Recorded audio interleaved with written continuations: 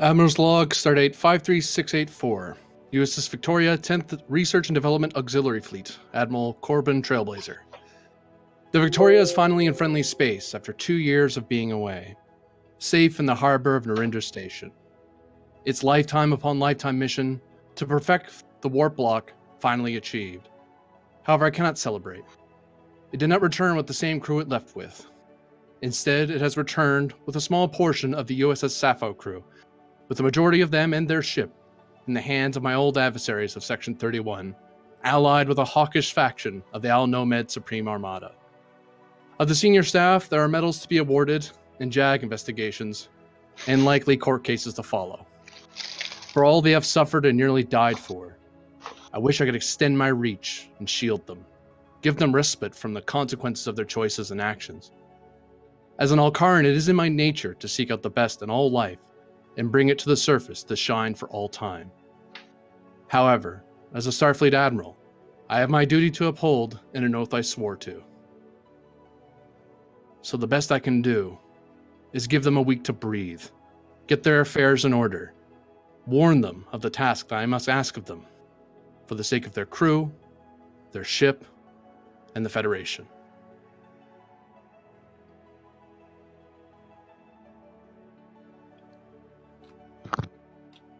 Give the chance for the audience to shed a tear.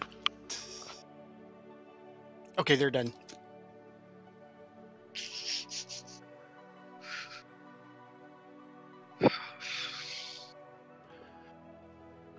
The USS Victoria is coming upon Narendra Station, the one station, the starbase for for the Shackleton Reach. And after some rather unconventional star travel, you guys were able to get back to the station safely. But the first thing we're going to start off with is going to be a scene. Is going to be just before the Victoria actually makes dock with Narendra Station, and it's going to be with Lieutenant Selena coming upon Lieutenant Jolson in the hallways of the Victoria as the ship very slowly waits its turn to be docked with the station. The station looks newer or better since we left, considering they're still building it, right? Does it look... I'm confused because we were... Never mind. We were thrust in a week into the future of the 10th timeline. So, or what our timeline was, we jumped a week. Okay. So it's been built. It's been... Oh, okay. In my head, I thought it was still in the building process. Okay, yeah. Gotcha. Yeah. So, Lieutenant Selena, I believe you wanted to accost Jolson. No shit.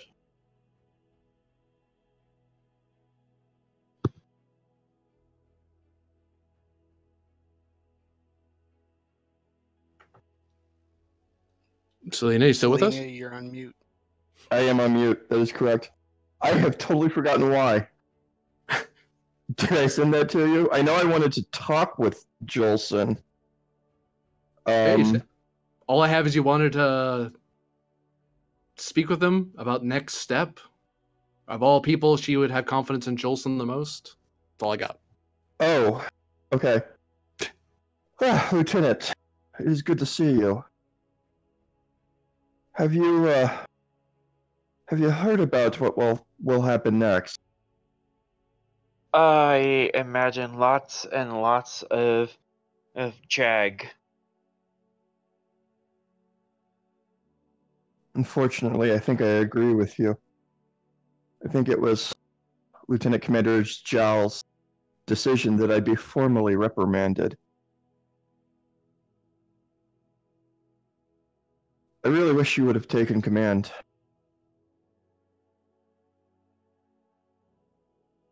Oh. You were the most logical. Zhao was having distress. She was causing certain problems. If the doctor had relieved her, he would have been in command. I feel fortunate to have served under you if I am to be reprimanded back home. I extend my hand.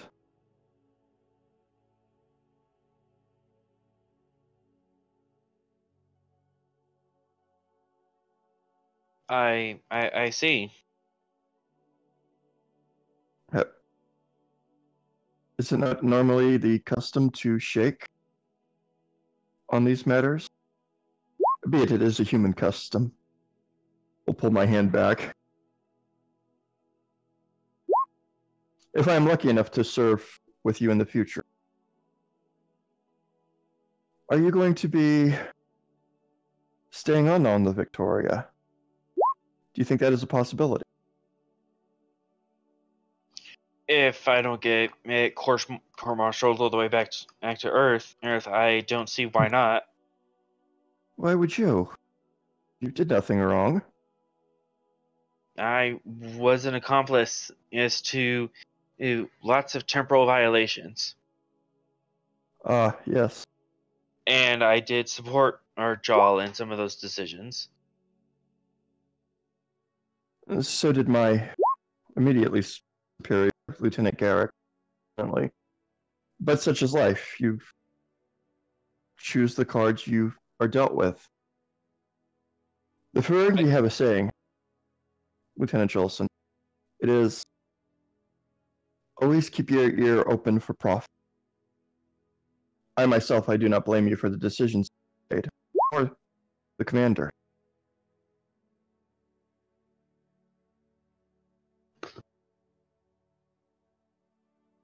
Profits is a odd concept, but I can understand what you're saying. If I have the opportunity to serve with you in the future, I look forward to it. I look forward to that as well. Well, again, like I said, it was good to see you. I will deviate in my path to go back to ops.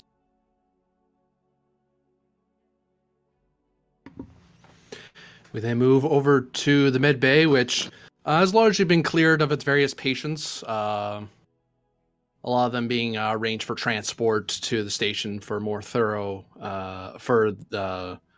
further medical oversight and such. At the moment, there's Dr. McNeil and crewman Stefan, your resident Nomad friend, and he's just kind of looking around and looks over at you, McNeil.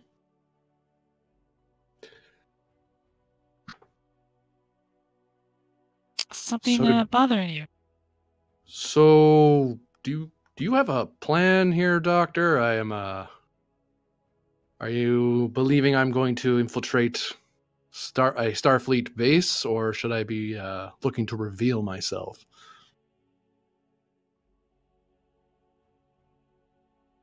I'm pretty sure we'll have to reveal yourself here shortly. Not right away. I personally I took it upon myself to make sure that your safety took priority, and I tend to see to that.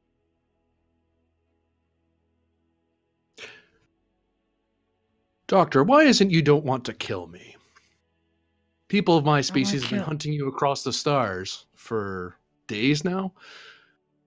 Many of your crew have negative opinions whenever Al Nomad comes up, but you don't seem to share that malice, and it puzzles me. I deal with death on a daily basis, Stefan, and I wish to see no one harmed. Despite what others may think, I am a doctor. I value all life, no matter hostile or innocent.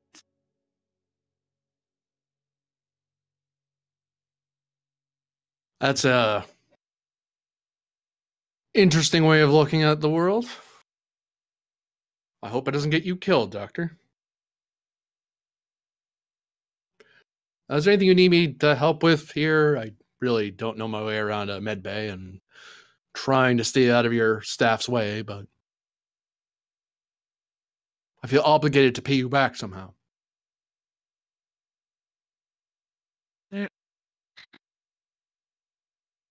There's no need to pay me back. I'm merely doing my duty.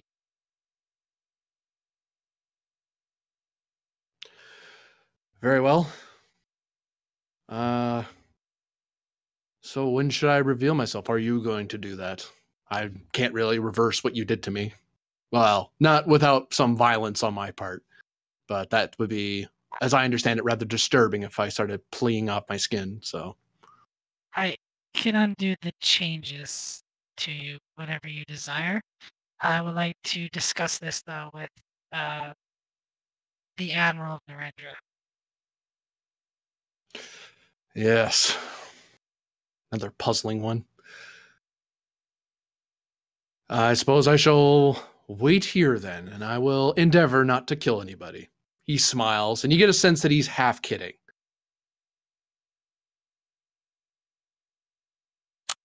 She gives a smirk. You do that. There might be hope for you yet.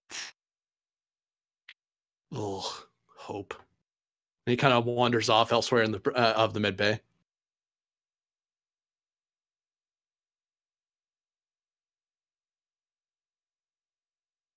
Is there anything you do in the mid bay before you head off? I just make sure everything is tidied up.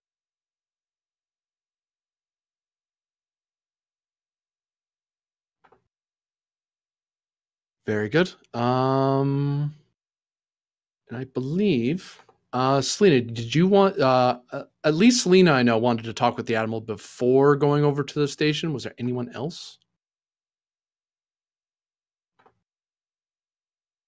Because the doctor just said as much as well, but Yeah. Jaw has her hands full right now if the captain's not in sick bay. So, yeah. We'll hop back to Selena. I assume he's out of sick bay and cognizant. Yeah. Oh yeah. He's been reconfined to quarters again. Since that was the standing order of the CO, so he just went back to his room. I will make sure that the guard is aware that I asked for a request to the prisoner. Oh, actually, that is correct. Jal, there's a request from, because I just remembered you restricted access to him. Lieutenant Selena requests access to the Admiral's quarters. yeah, I mean, we're in Federation space. There's not much he can do. So, yeah, she'll give it. So the guards will let you by after doing a quick tap of their combat and double checking that you're okay to go through. I will make sure that they're aware I have no weapons on me, and I will give them the chance to pat me down if need be. I'm used to this. All of the times that I've had to go see my mother, it's just standard protocol for me. One of them takes out a tricorder and scans you briefly, and then puts it away, and then pats you down. Mm-hmm. And they seem to they nod at you appreciatively, like they like you're not making it difficult for them, so they appreciate it. Mm-hmm. You can go on in. I walk inside. You see the Admiral sitting in a chair, looking over a pad, reading something. Admiral. Lieutenant, how can I help you? Happy to see you well. I came to give you my thanks. I know allegations have flown regarding your activities.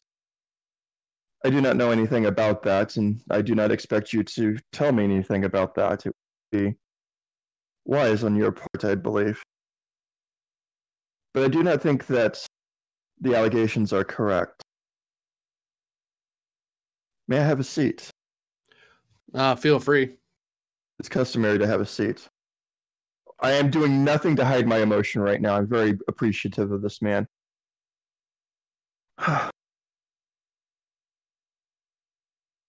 You did save us twice. If what was said about you was... Just doing my job, Lieutenant. true. But if what was said about you was true, I do not think you would have done that. And honestly, I have a curiosity. You are free to not answer this question, but how did you know that the panel was booby-trapped? And why did you save me? It's a trade among my people. He kind of turns his head up and you can see his eyes kind of almost seeming the royal and burble a little bit. Like his eyes are full of mercury. Mm-hmm. These eyes see across the flow of time. I can see somewhat into the future. Well, that's the most simple way to explain it. I saw you killed by the explosion, and I saw there was a future that involved you not being killed and me not being killed. Although I will admit there were a few where I died too, so thankfully we happened to choose the one that didn't kill me, so. As for why, you're a Starfleet officer and you were imperiled by a trap, so I just did my duty. I see. Besides, my people can bounce back from most injuries. So, unless it was an antimatter explosion, I've estimated I wasn't going to die. Also, your doctor's rather well skilled, so again, I didn't think I was going to perish from my wounds. Though I didn't appreciate the phaser shots from your subordinates, but they were itchy. I don't blame them. It was orders. You feel free. You are free, of course, to file a protest with Starfleet Command on my behavior. You would not be the first on this ship. Lieutenant, my job isn't isn't to prosecute people. It's to get my job done and make sure the officers under my command are able to do it. I will report as the JAG office, and he waggles the pad in front of him. As the JAG office requires, I will report everything to the best of my knowledge, but I don't go out of my way to charge the officers under me. Especially now, there's too much at stake. Certainly. Would like to say one other thing. I appreciate all of the notes that you gave on the Al Nomad. I do not think we would have been able to have completed our mission without your writing. If you have any other insights to give, could you forward them to me? I still think we can reach a peaceful conclusion. That is my intention as well, Lieutenant. There will be, presuming the JAG office doesn't dry dock the Victoria and the whole crew, I intend to go back out there. And I intend to bring along the people who are the most well-versed and the only people I can think of that are cleared to deal with it. So when that comes about, and if you're cleared by the JAG Corps, then you will be briefed along with everyone else. I look forward to it. She stands up. She begins to exit, and she turns around rather in an odd fashion to very un-Vulcan-like, but with a really large smile. I wish I would have met you under different circumstances. I'm sure we would have been the best of friends. That's generally how my career works. He shrugs at that. I walk out. Any other visitors for the Admiral? The doctor, I believe? Or are you going to wait till you get to the station?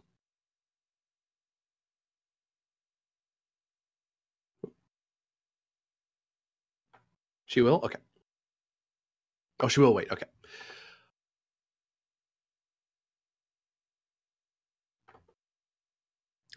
So, the Victoria docks, and you are greeted by a busy starport as the doors open and various members of the Sappho crew are able to disembark from the Victoria. Various medical staff are around, various security officers and operations officers are around, lots of officers. Where is it? There it is.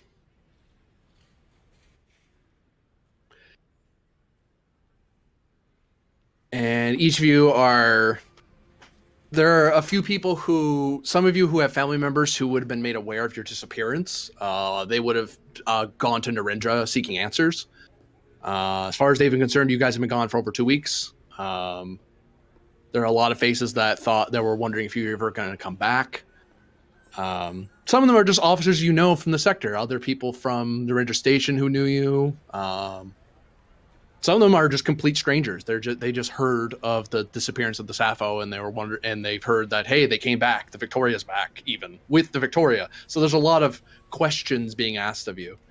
But any questions that are asked about the Victoria, there are rather high-ranked security officers who basically tell them, no, they can't answer that.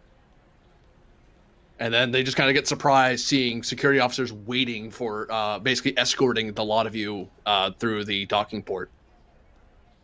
They don't do anything to you guys in particular. No one grabs you by the arm. No one claps you on irons or anything. It's just more of, you have a sort of unofficial honor guard around the senior staff. Like, none of the security guards, there's no fanfare about it. It's just, there's just security here, and they're protecting you for some reason.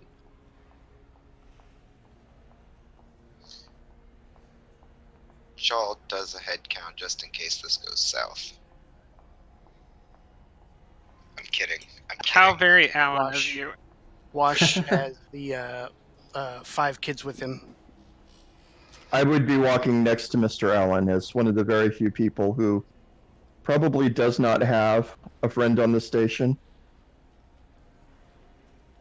I'd probably be keeping up for my other wife and her 2 husbands. And yeah, if the Jaw will either be walking by herself, or if Captain Renard came with her, she'd be with her. Yeah, Captain Renard is up and moving around. She's one of the few people that are able to, of the Sappho senior crew, that are able to stand. The rest of them are being wheeled out on stretchers and stuff. Yeah. Okay. Well, then they will be walking together. So the question is, where is everyone intending to go? Wash is intending to get the kids set up and settled in rooms with teachers and such, and find out where they are to, for kids that no longer have their parents with them and such, to get them either to call families, get the chance to speak with anybody, and know where they are, etc. And let the guards and security know that as soon as he gets that set up for them, he's free to be questioned or whatever have you before he goes to his room to sleep forever. Yeah. You're all informed in your pads or by a security guard that a debriefing is expected, but there is they are allowing you some leeway to not do it right away since you just got back. So if you need to do anything, if you want to do anything here on the station, feel free. Just get in the report tomorrow. I would say Wash wants to get his part of it out of the way ASAP. Now, Jamie will say for this whole week I've been sick and tired, so I apologize. I haven't written anything. No, it's as okay. far as all the games together, I just remember that one game where I got 2 demerits because I waited an extra half hour in the shuttle or whatever. So other than that, I was following the captain's orders the best I understood them.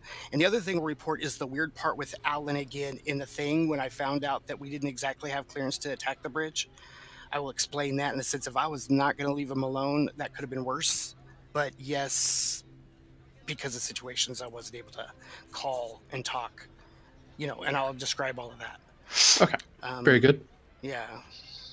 Just think like that. And then the last thing I would probably is just my view of Selena's behavior as an officer with others that are either senior and wanting to always talk back a lot instead of just saying yes sir, yes ma'am, those kind of things. That was all the time. And so wash will be done, I think, in the sense of most of that. Because other than that, I've just followed orders and tried to protect everybody as much as Jamie remembers. Because Very good. past that, our end of each game, with the reputation and stuff like that, I can remember the one day I didn't get reputation because of that stuff. That I remember, and I'll of course report all of that. But yeah, I think your reputation's sitting pretty steady currently, so you're not it's not like you have malingering. Yeah, I mean, don't Reports get me against wrong. Yeah, exactly. And I don't think Jamie's forgetting anything, but just in case I am, if you guys do remember. But yeah, I think just as far as the, just following the captain best to ability, even in the sense of when things didn't make sense or when this was kind of a little bit skeptical, I still have followed who, according to like the Starfleet rules of the time, followed who I was supposed to, in that sense, and did the best of my ability to do such kind of thing. And that will be Wash. Yeah. Before any court martials and stuff happened, Jal and Dominique Renard get married on the station. Are we invited? I mean, I would assume so, yes. But yeah. Can Alan officiate? Dress uniforms, everyone. But yeah. So that's, I mean, we don't have to role play that out because that would just be awkward. But What, yeah, you getting married to an NPC? Yeah. I would have all the kids there being ring bearers and flower girls and guys just flowing rose petals everywhere. And then you got to figure out which one of the 5 kids has the rings, but they're not going to tell you. It's a Starfleet puzzle. Well, nobody can tell that I can grab 3 at one time because I have a tail. Right? So it's neither here nor there, yes. But yes, they will end up getting married, and then Alan's just gonna follow the group around until people start splitting off, and eventually I guess he's just gonna end up following one random security guard around because he really has nowhere to go. That's probably one other thing I would have done before we got off the ship was let Jal know the conversation that me and Alan had in the because and this is one thing I'll say too is before we even got back to the station, I would have pulled Jolson and Jal because I would want definitely as many senior officers over me and explain that whole situation with Alan and his responses in the sense of the just. Every once in a while, I would love to murder them, but I won't if I, that weird stuff that we're all like, okay, I'll definitely let Jal know all of that so that she could do whatever's appropriate once we got to Narendra regarding Alan and whether he should be suddenly swarmed when we got on base or not. That's up to her, right? Yeah. First thing Garrix is going to do is find the biggest table at the Replimant, have a big family dinner. Then, if there's something like an arboretum on the ship, take the kids for a nice walk and something pleasant. Oh, actually, that would be down here.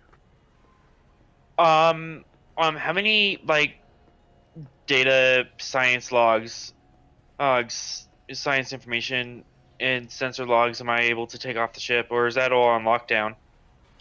You're able to pull as much as you want from the memory core. You have access. Okay. I would just be going over the sensor logs and just trying to parse information of what happened and how various things affected the warp block, and just trying to scientifically make sense of what happened over the little stuff that's actually within my purview.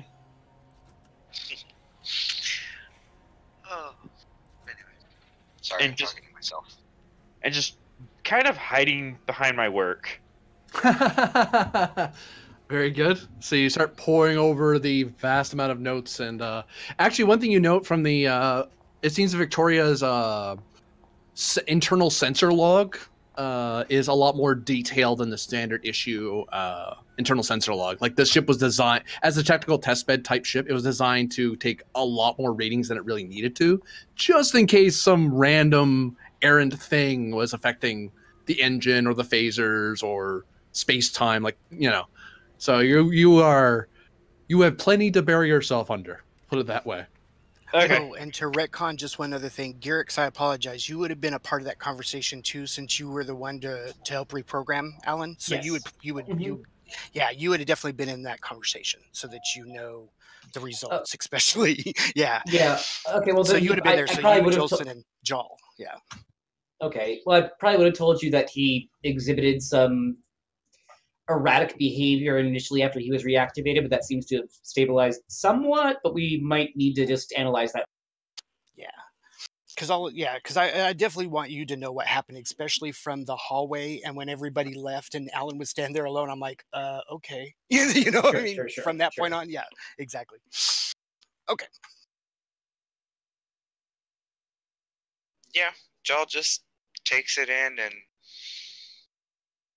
if anybody had super hearing, they could hear cat teeth grind. But yeah. She just sits and listens and reads the report. Although she will also not let Alan anywhere near Dominique. That will be very apparent. Yeah, Alan. I don't think Alan's gonna really say much. He's just gonna, like, he's just following people around. He's just kind of interested in just about everything, but he's not really. Doesn't really look like he has a plan to go anywhere. Just kind of following people around. And I guess if no one pays any attention to him, he'll just be wandering around the station looking at all the things. A pair of security guards follow you around, but they're not like type 3 phases or anything. They're armed. They have their type 2s on them, and they're just walking around with you, escorting you around. But they don't say anything to you, other than, unless you question them, then they might answer, but they're not like, they're just a pair of escort. Yeah, he really doesn't care. Yeah. It's more of a, they're following you with the, some random civilian. Well, we've been briefed. Just watch him. Keep an eye on him. If he doesn't do anything, leave him alone. Do I know what they know?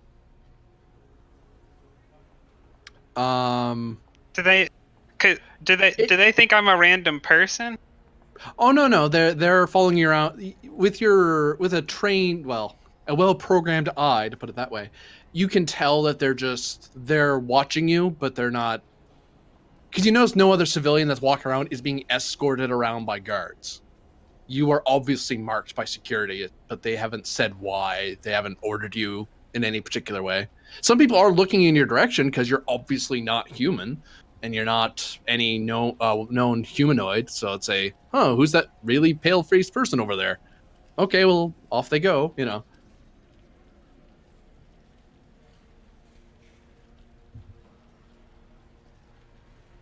And Selena basically asks you to cohabitate. I mean, Alan doesn't habitate in the first place. He doesn't have a room or need one. Well, they typically ask that officers stay together, but He's not an officer. He's just going to be walking the decks for the next 48 hours continuously looking at all the interesting things. we are unique and yet different creatures, Mr. Allen. And I am going to practically be doing the same, because the less time I spend confined, the better I will feel. Very good. I believe Dr. McNeil is going to accost the Admiral, except this time he'll actually be in his office. Where is the office? I got it set aside and everything.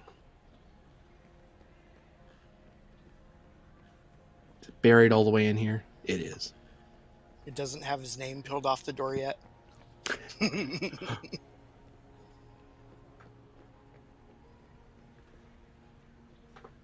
This one? This one. Wait, that's not it. Where'd it go? God damn it. Nope, that's not it. There it is.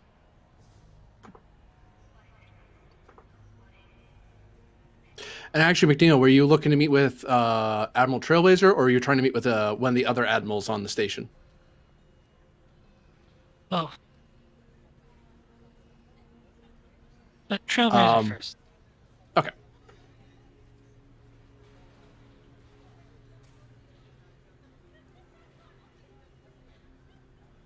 So you're able to get to, you're lit up to the upper decks of the station.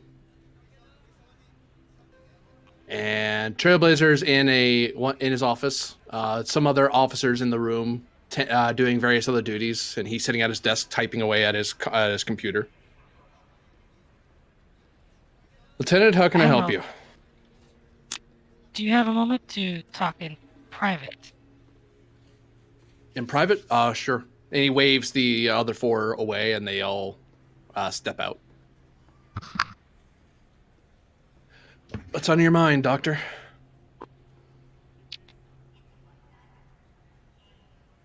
So, to put it blunt, in your unconscious state, we did take on an Al Nomad prisoner,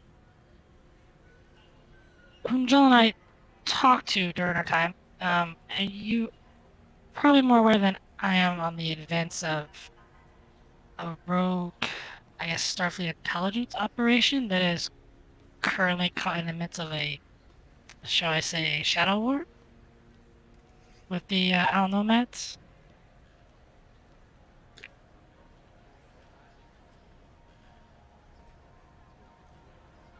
He kind of looks up at you, and he stops typing. Like, he goes quiet. He just looks at you.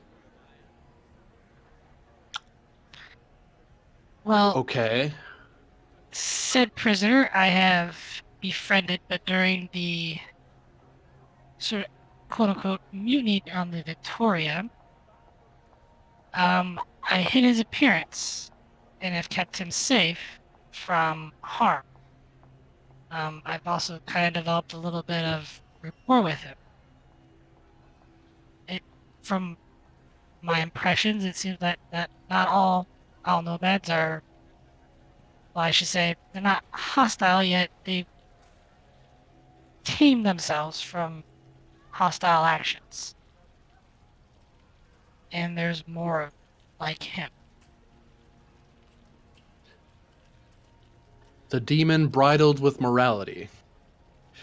But yes, Al Nomad generally are more like, as a people, are generally more like him. My people found in our experience.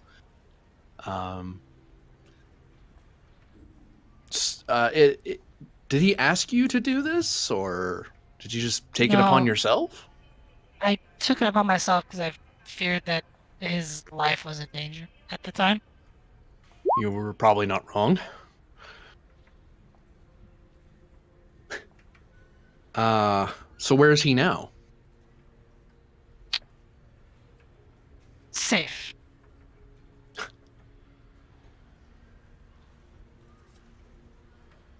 You ever spent any unofficial time with Starfleet intelligence, Doctor? No, sir. I'm quite happy as, as a doctor.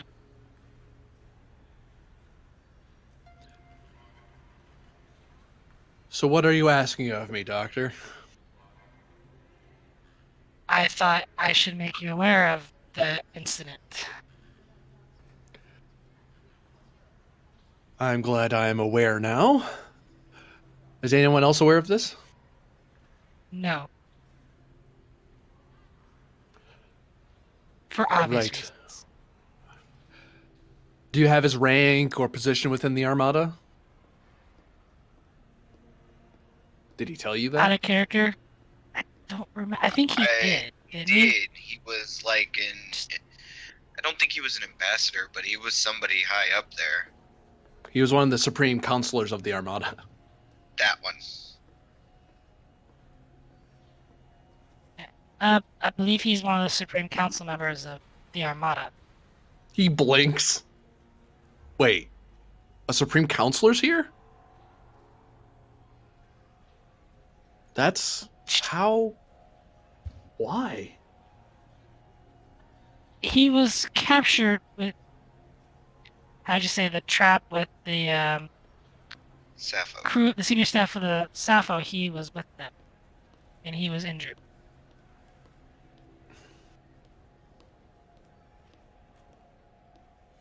He taps at his computer. Right, they recovered some of the crew. Well, that explains why he just disappears from the log all of a sudden. All right. Is he seeking asylum? Is he seeking Federation aid? No, but I do believe I'm not an admiral or an intelligence officer, you say, but it does open interesting doors. It does. Also, he saved your life, Admiral. Right. And he did kind of save your life. Just, come again? I used his repair nanites to kind of jumpstart yours. That makes after sense. the whole explosion. It does explain a few things. I've been seeing visions, which an Alnomad transfusion would explain. Good, I'm not going insane. That's a comfort. Right then. Well, what I want you to do, Doctor, then, is to write up a report for myself and give me full details, anywhere in the logs, timestamps. That way I can look it up on the Victoria Memory Core. Is there any other surprises I should be aware of? I mean, I'm discovering quite a few reading the Victoria logs. If there's anything else that isn't covered in the log, I would appreciate being made aware. No, sir.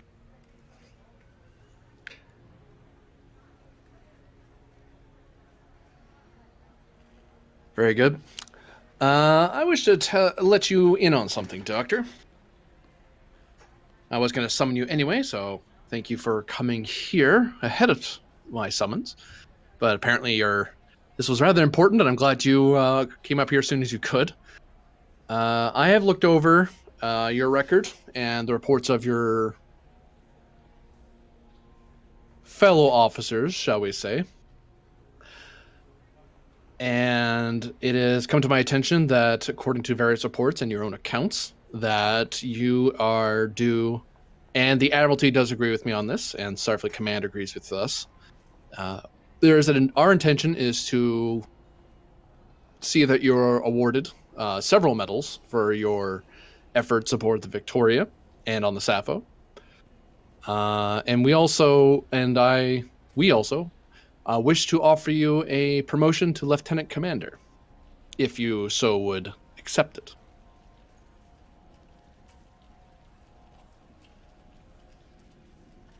I'm at a loss of words, Admiral. Yes, I will accept that. Thank you. And he holds out a pad and holds it out to you. Those are the various medals you're being awarded. They'll be awarded to you in a case, unless you want to have the full pomp and circumstance. There are more than one. The case is fine. Now, Doctor, I wish to make you aware that my intention is to go back out with Victoria with the crew that have just come back. But I know you've all gone through a lot. And in the coming week, I imagine that the JAG office is going to want to have a conversation with everyone of the senior staff. But at the end of that week, with what remains of the crew, I do intend to go out. However, I do not wish to compel any of you to go back out into the dark again. So I ask you to consider if you wish to go serve aboard the Victoria under the Research and Development 10th Auxiliary as Chief Medical Officer of the Victoria.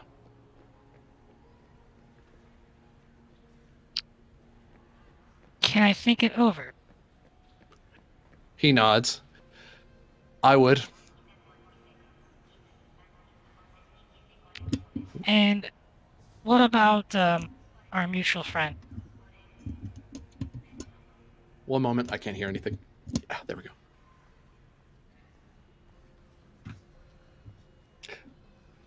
Is there anything else, Doctor? What about our mutual friend? He is kind of in a disguise at the moment. Give him, fill out your report, have it sent up to me, and I will have one of my staff meet with you. They will have orders in hand, and you are to instruct them where he is, and they are going to maneuver him elsewhere on the station. I agree with you that given the strategic circumstances of our situation, it is best we minimize how many people know he's here, to put it mildly. Well, all due respect, Admiral, he looks like a ordinary human being right now.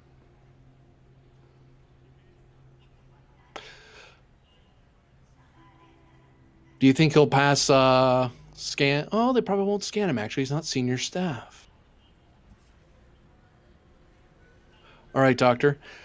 I want you to escort him to... He taps at a pad and then hands it to, and then sends it to the pad he handed you, like the file. Take him to these quarters on the station. It's one of the upper level medical bays. Secure him in the office, and then let me know that he's there, and I can arrange for him to be moved elsewhere.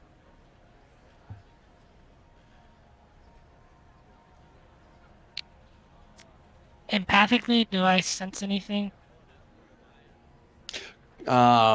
Concern, worry, but an odd sense of serenity in his mind. Like, these are, like, he's acknowledging that he's worried about something, but he's fairly certain he's covered his bases. It's like seeing an incoming baseball and he knows he has to move out of the way. He just has to make sure he actually moves out of the way.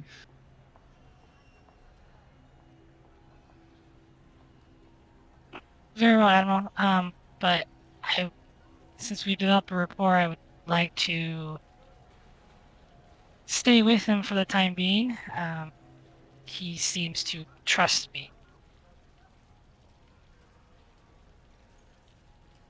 All right.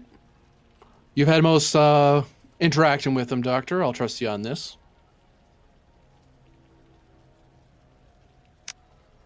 Understood. Anything else? That is all. You're dismissed. And she leaves his office.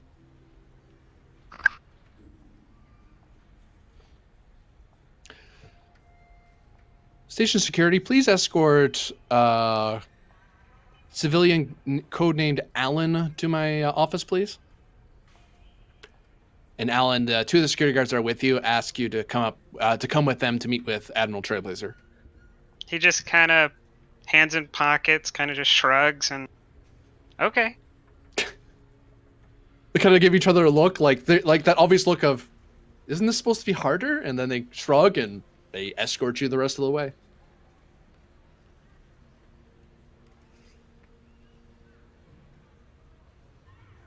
Ah, too big. Oh, gotta fix it again.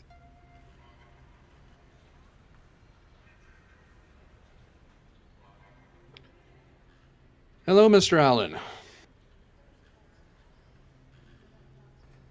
The security guards are waiting outside the doors. Well, hello to you too. Well, I see they didn't dismantle you. Although from the reports it looks like they briefly did dismantle you. How are you feeling? I'm fine, but awaiting what the future holds. Well, that, Alan, I believe is up to you. Now, I've read over these reports. I've considered, and I've worked with you before, not that you likely remember that anymore. But I hold no ill will against you. I know that you were, like your fellow Allens, were programmed to kill me and to hurt those aboard the Victoria. And I've read here that apparently you've made certain friends among the Sappho crew, and you're able to enact some level of self-determination about who you are going to be. Can't say I've ever seen someone build themselves from mentally from scratch, but this life tends to lead us into extraordinary things. Well, there was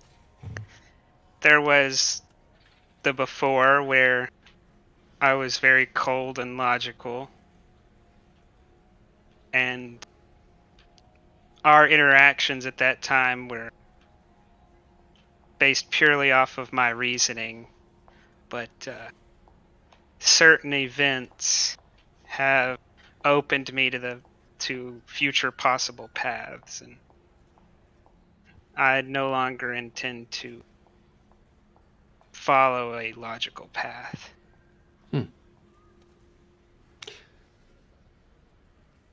Tell me, Alan, did you see the future? Were your sensors able to perceive such a array of things? I saw it all. I can't tell. I don't know which ones will be and which ones won't be. But I definitely saw. If only I knew how to get to one of them. But I don't know how to choose from one to the next. As one who sees that way normally, all I can advise you is to focus on the future that is closest to you. The further you look in the distance, the harder it is to navigate. Many of my people spend entire lifetimes navigating what you can see, or what you have seen. The trick is making sure that you don't have wishful thinking in mind and have a perhaps not logical way of looking at things, but a well-reasoned one.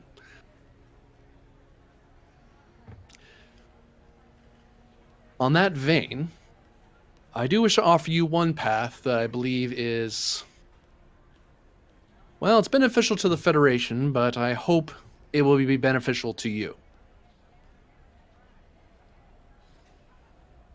Mr. Allen, I wish to ask you, well, first off, before anything I ask of you, I wish to formally invite you to become a Federation citizen.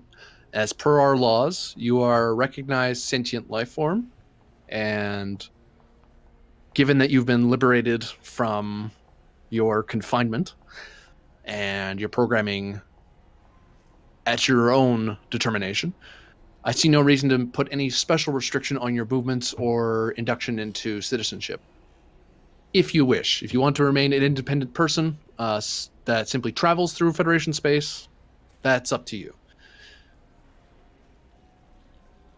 Second, I wish to ask you to aid me in, if not at least freeing the other Allens from the station, then at least stopping future ones from being built to their most vicious ends. Bound in slavery to a rather, shall we say, single-minded organization.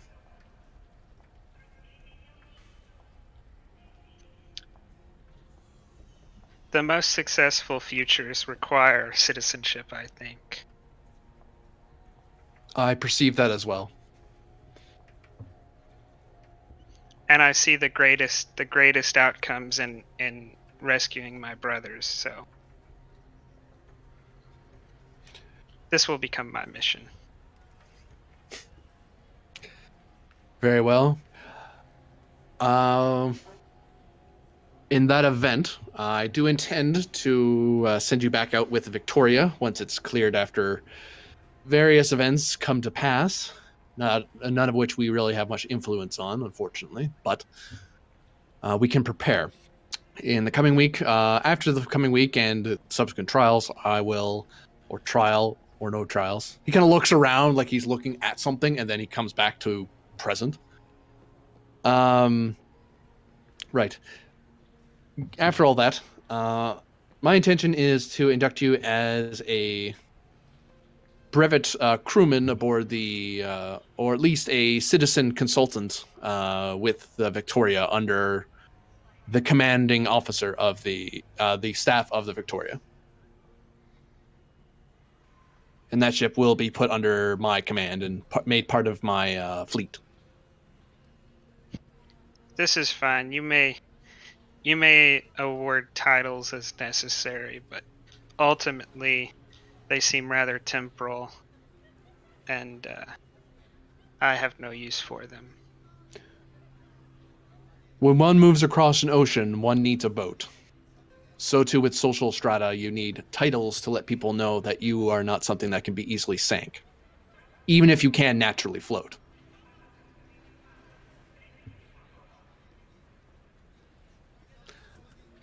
But that said, is there anything you wish to request of me or of the Federation, Mr. Allen?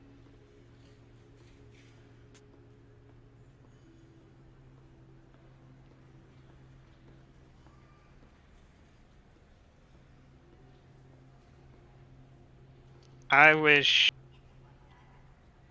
for, once we have realized the path that leads to our to the Allens'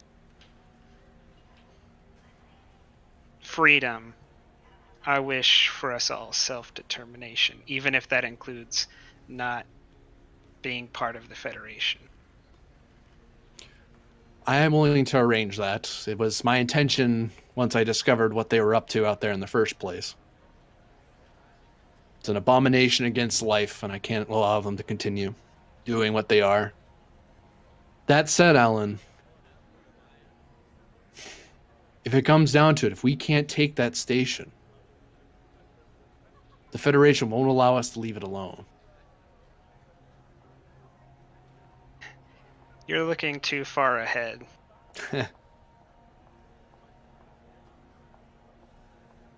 Alan, you have no idea how intensely creepy what you just said was. Yet, at the same time, very comforting. You sounded like an Alcaran just then. Whoa.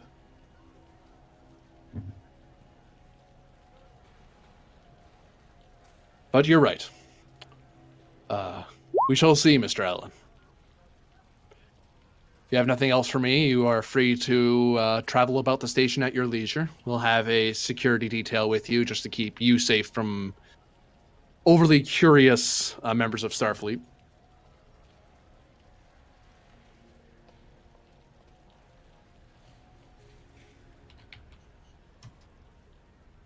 This is fine. I will leave you. Until we meet again, Mr. Allen.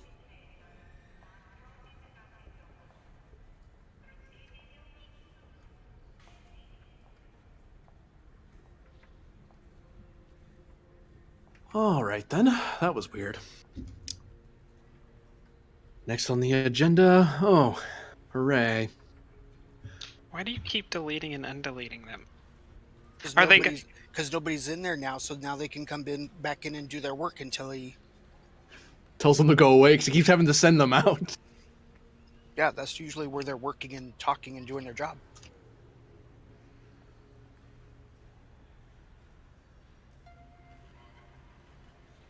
And don't mess with my fun.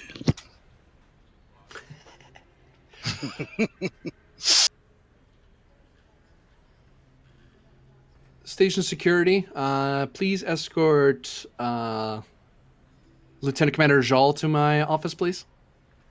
All these four look up at you again and say, "Damn it."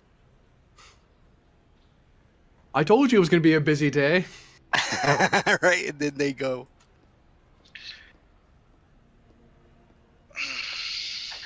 Yep, she will change out of her wedding outfit and get back in her uniform. Go upstairs. Oh, a lot of jaw. You almost had enough room to fit her ego. Almost. Almost. Not quite. Well, if you're in the station, not enough. Just kidding. You wanted to see me, Admiral? Yes, Lieutenant.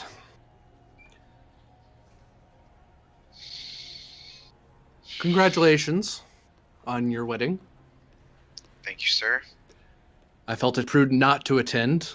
I hope Admiral Ludwinger was a sufficient officiator, I believe is the word. They were, and you were more than welcome to come. I do apologize for my mistreatment. We were in a odd situation, and at the time I didn't really know who to trust. That is why I've called you up here. I wanted to wait until your wedding was... your happy time had come. He slides a pad across the desk. Mm-hmm. I have the unfortunate duty to inform you of the JAG office's determination. Yeah. She kind of looks over the pad. Oh, it's coming to you. Oh, I was gonna say, yeah. Promoted to ambassador. Not even close. However, I don't think ambassadors are rank. That's more of a title. Whoops, that's the wrong file. That is the wrong file, sorry. Yeah, and I will actually have to pull it up on my computer, so it may crash Roll20. So this will be fun. Where did that file go? I will ignore that one there, because that's the wrong one. Where the... oh, it's a desktop. That's where it went. I was like, where the hell did my file go? I just worked on it today. Yep. There it is. Boop. Because she also came into the office with a file, with a pad. But, yeah, give me one second. Well, maybe it'll let me open from my tablet. Maybe not. Nope, I'll have to... give me a second. Sure. Drop. Just because of the way my computer is. I'll be right back in Roll20. Just give me a second. But yeah. Come on. Alright. Now, there. There.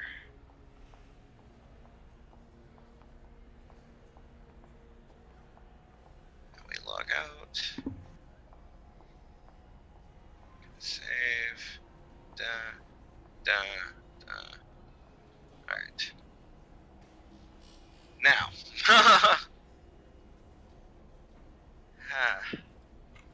Okay.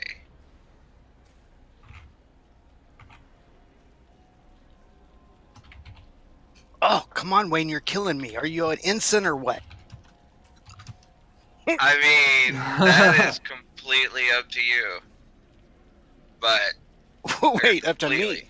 Yeah, it is. It's completely up to you.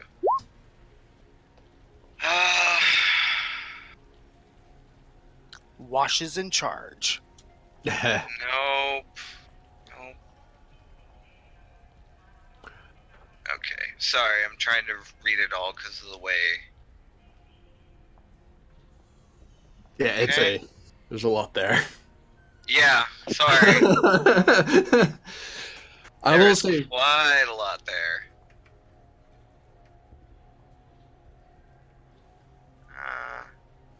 Yeah, upon reading this, she hands over her pad that she has. That is her resignation. Oh. he looks at it.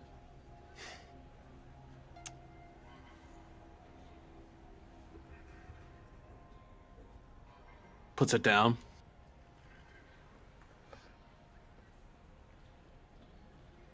I'm not meant to be in any kind of command. That week just made me realize it. I've got more important priorities right now.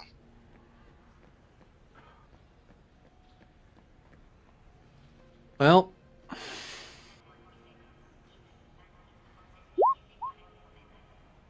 oh, sure.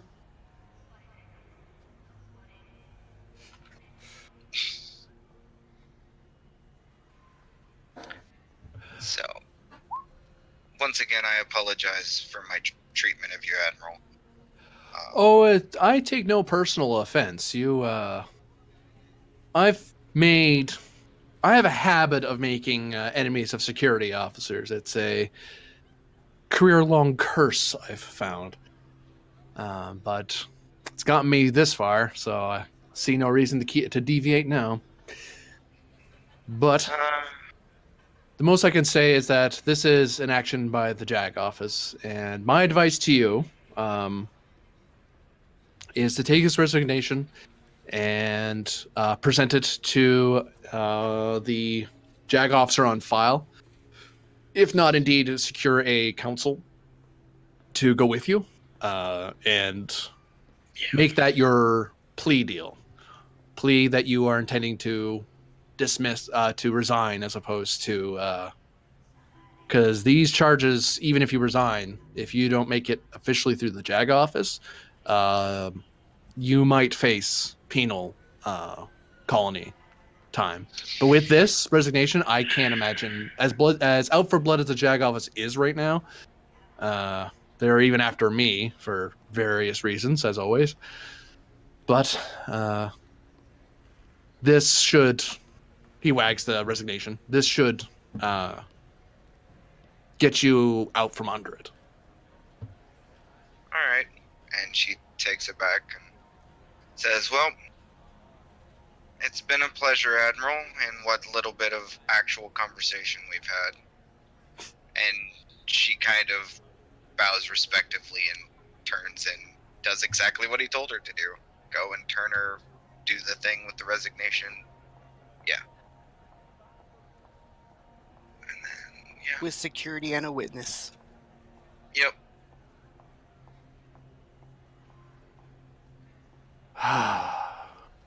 What am I gonna do?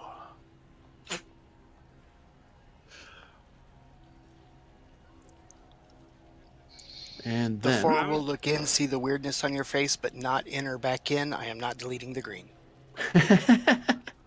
Real quick, Altera, I took for my arc, I took a talent which allows me to roll a challenge dice if I do something when I'm confronted with an anomaly that affects how the flow of time and space.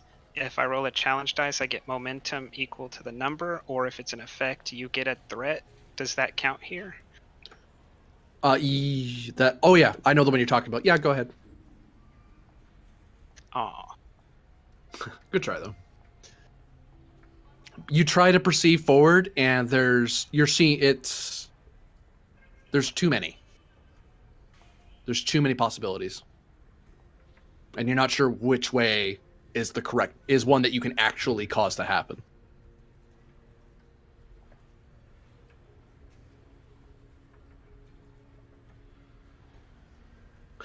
Julson, you were looking through the logs, seeking for some information. Was there anything in particular you were looking for?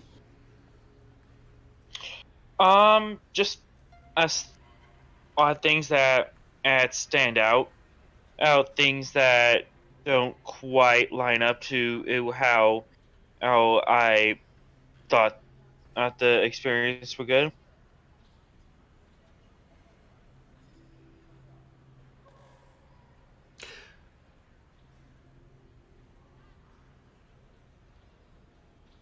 Scanning it over, looking it over at all, despite all the ad hoc changes, the ship being underway, being shot at, the memory core reprogramming, like the ship's this is the first time the ship has seen a shipyard in 2 years, and you guys were working on this thing after 2 years of what amounted to neglect. Like that thing was just sitting on an ice planet somewhere. But after all that, it's as if, and the numbers don't lie, you check the math and it works out the same every time.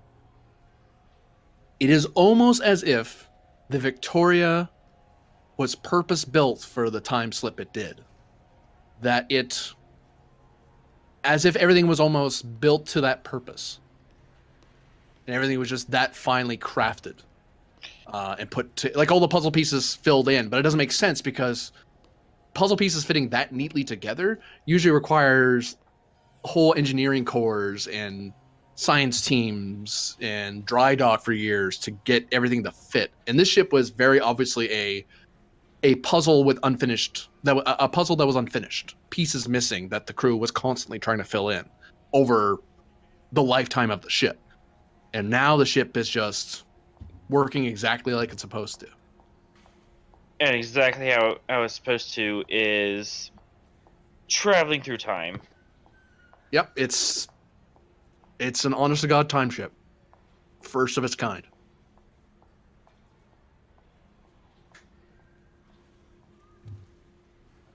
Because there's no other ship in Starfleet that is built to be a time ship. And this thing has achieved it. Even though the mission statement of the ship wasn't to time travel, it was to just have a more efficient engine, and be able to cloak a little bit. So this thing is skirting the Temporal Prime Directive. It's skirting the Treaty of Algernon. Oh yeah, it hasn't quite crossed the line of the Treaty of Algernon, but is it so close? If the Romulans see this, they're not going to be happy about it. It's skirting a lot of lines. Yeah.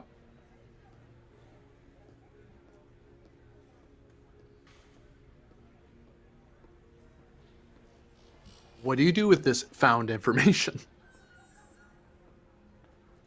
I'm just going to sit on it for now. Okay.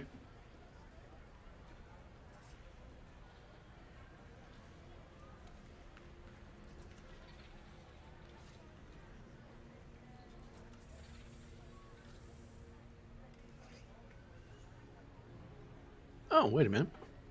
I just noticed something. Jolson, you are summoned to the Admiral's office. Okay, then. I guess I'm going to the Admiral's office. Where you are promptly shot. He knows too much. Dun dun dun. Comrades, gather around the door. Full maximum setting. Oh. Okay, wait, I can draw that. Where the hell are you? There. Okay, that one looked bad. Let me not do that.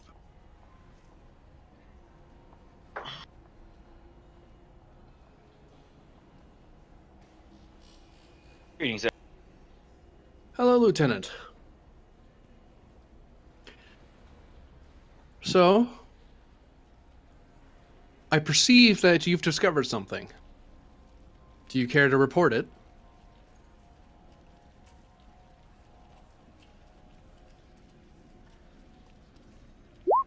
Well, I'm definitely a little curious on why you would design and make a time ship.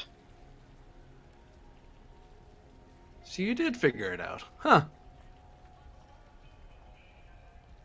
Jolson, security tip. Don't go around telling people things when they just guess blindly. I had an educated guess, but I wasn't sure what you actually found out. Admirals have that trick of acting mysterious and pretending they know what's going on, but thank you for letting me know that. The intention, though, I will say, was to build a time ship. In a sense. But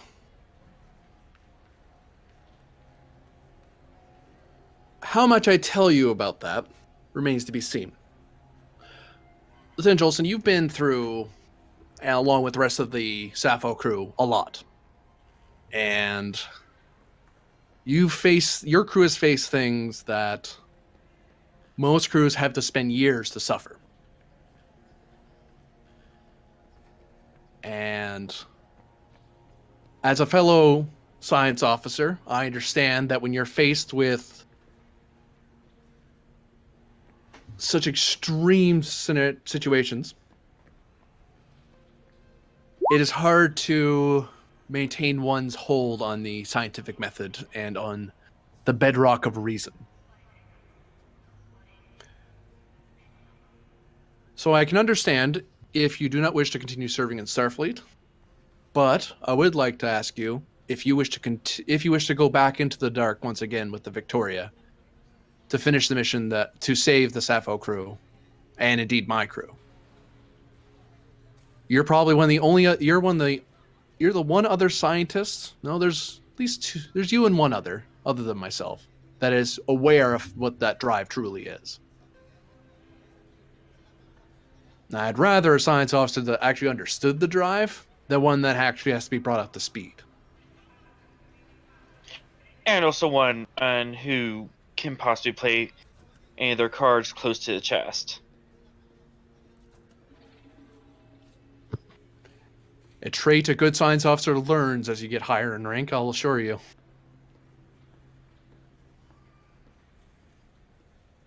Well, I know you didn't build a time ship just as a rescue boat. So what's the original purpose? I can only reveal that information to members of the 10th Fleet Research and Development Auxiliary. And my intention is to induct you into that fleet and to have you briefed as the science officer of the Victoria. Well then, looks like if I'm to unravel this mystery, I'm going to have to sign on. And one other thing. He takes something out of his desk and sets a little box at the end closest to you. Oh? What's in the box? Well, given your new transfer orders and looking over logs, I believe that your duties require something more. And he nods at the box.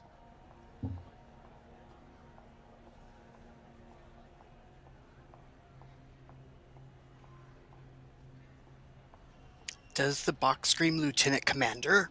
Question mark. I would think it does.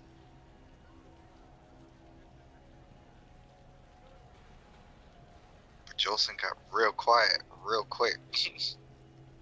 I'm not receiving any information. Do you go to inspect the box? Yeah, I opened the box. Oh, okay. I didn't know if you said that or not. Sorry. You see a gold pip in it.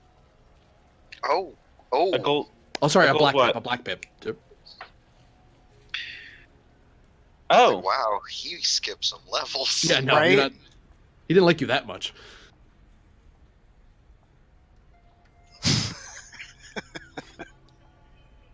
I accept the duties and responsibility with this right, Admiral.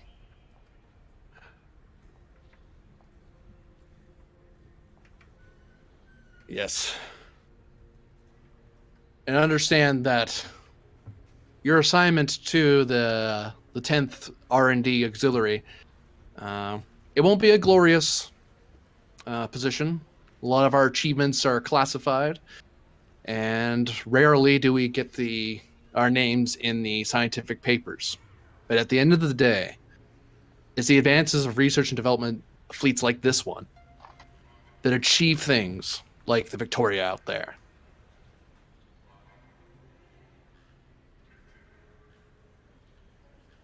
Well, at the end of the day, only a small fraction of scientists actually get their names in the textbooks.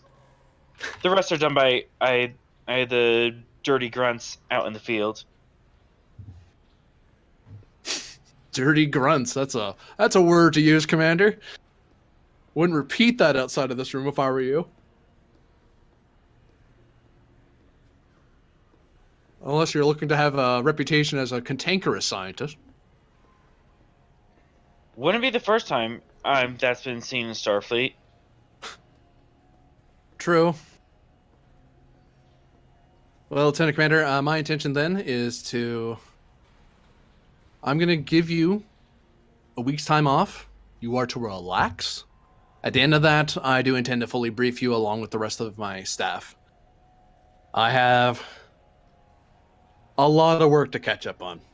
So unless there's anything else that you need of me or want to ask of me. Not at this time. Well, Actually, Of course there is. I was wondering if there's anything you do for Lieutenant Commander Jawl.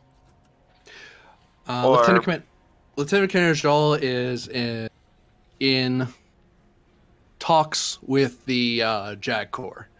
She will not be joining us back into the black.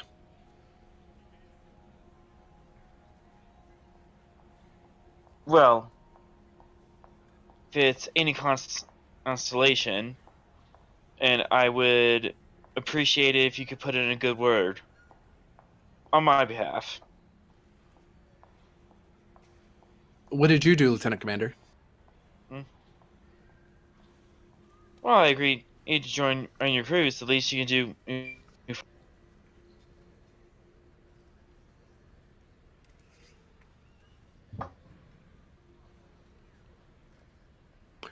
What is it you believe you did, Lieutenant Commander?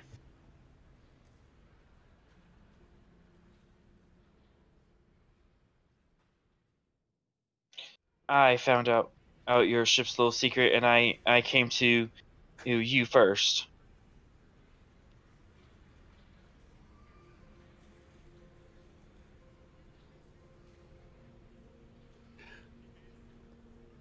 I'm not sure I'm following, Jolson.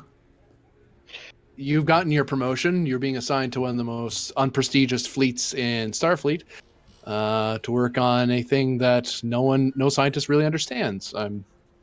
Are you hoping for something more?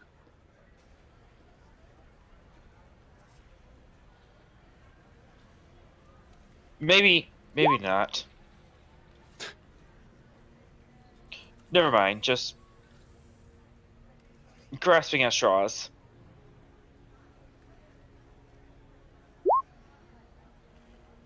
You're dismissed, Jolson. Thank you, Admiral.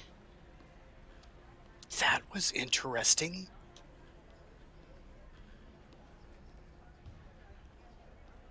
I had no idea what I was doing there, but wild stab. Appreciate it though. Yeah, that was a fun one. I was waiting to see what you got out of that. I was edge of my seat moment there. Tell you what.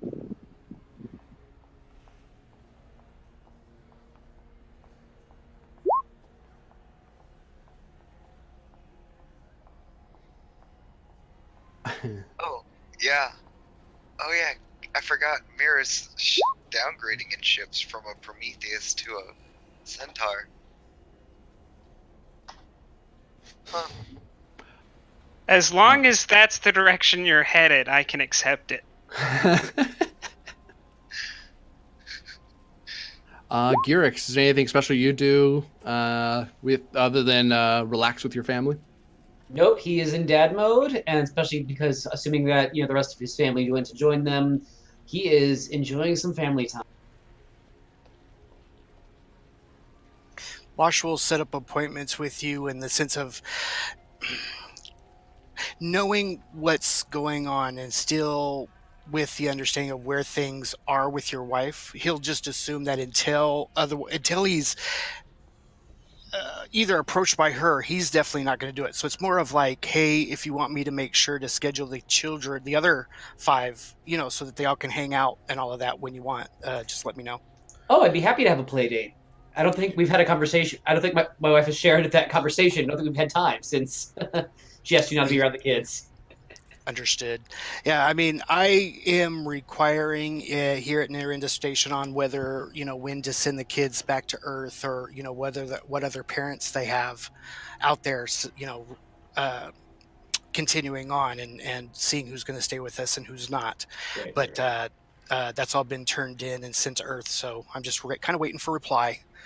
To see what's up, but they definitely. I mean, even though they're meeting their new what would you call it, nurse nanny and teachers and stuff here, I imagine they would love to see the other kids to get some release. You know what I mean, in the sense of be able to chat and know that they're okay and everybody's fine, and so they'd probably love to see the others.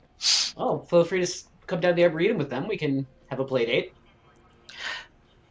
Absolutely, and just again, until I know everything's fine, I can always just have the kids show up there at a certain time and pick them up later. I don't want anybody to feel uncomfortable. or anything to the effect. So, you know me, I'm cordial with all that. I'm fine either way. When you live on a ship all your life, there's times when that half the ship is one person, that half the ship is the other, and you have a line. Duct tape. Duct tape is still good even to this day. I hear you. He just nods with a smile and says, "No, everything is fine. I can understand a lot happened on the ship. There was a lot to be confused about, even for me. With the back and forth between Alan's programming and as well as the I keep wanting to say ambassador, admiral, etc. So even I'm still trying to sort it all out in my head. So believe me, I understand." Lieutenant, I found your dedication to the children of the ship absolutely 100% admirable. The entire course of your action. Well, Fleur and I you. might disagree on a few things, but I consider the fact that you went out of your way to take care of the children, the fact that you will make an amazing commander yourself one day.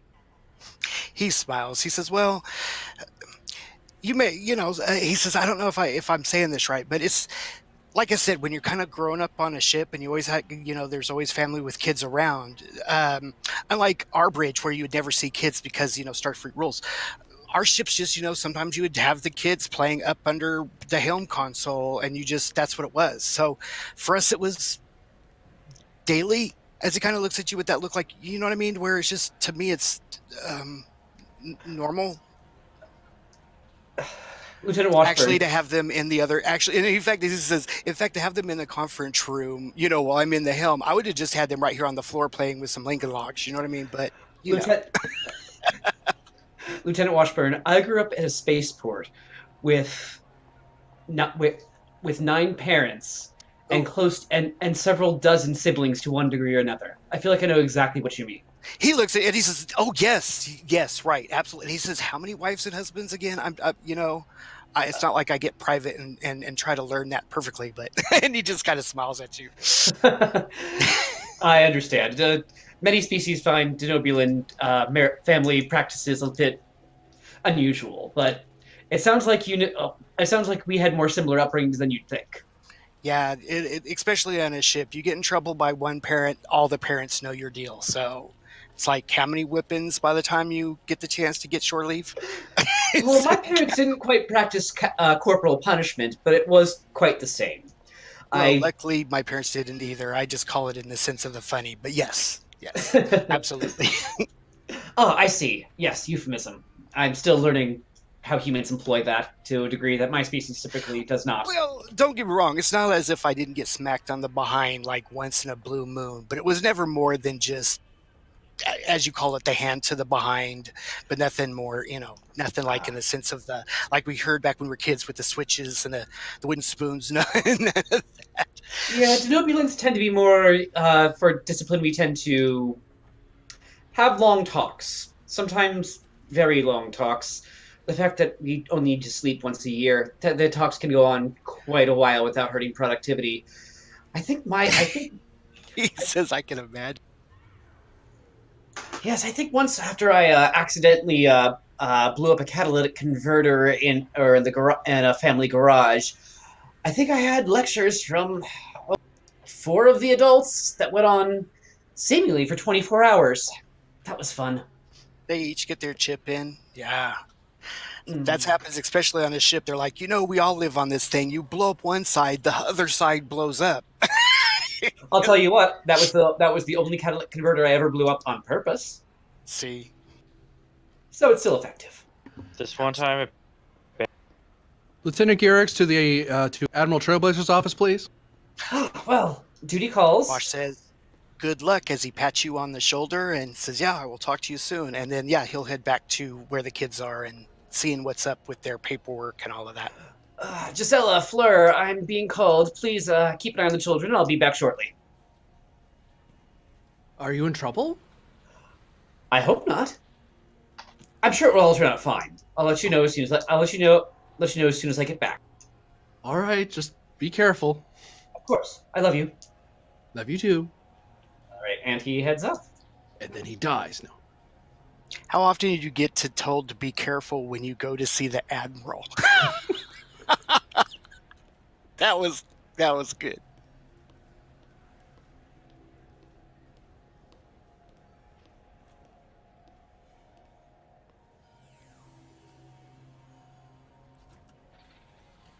Admiral Trailblazer, I'm pleased that you're well.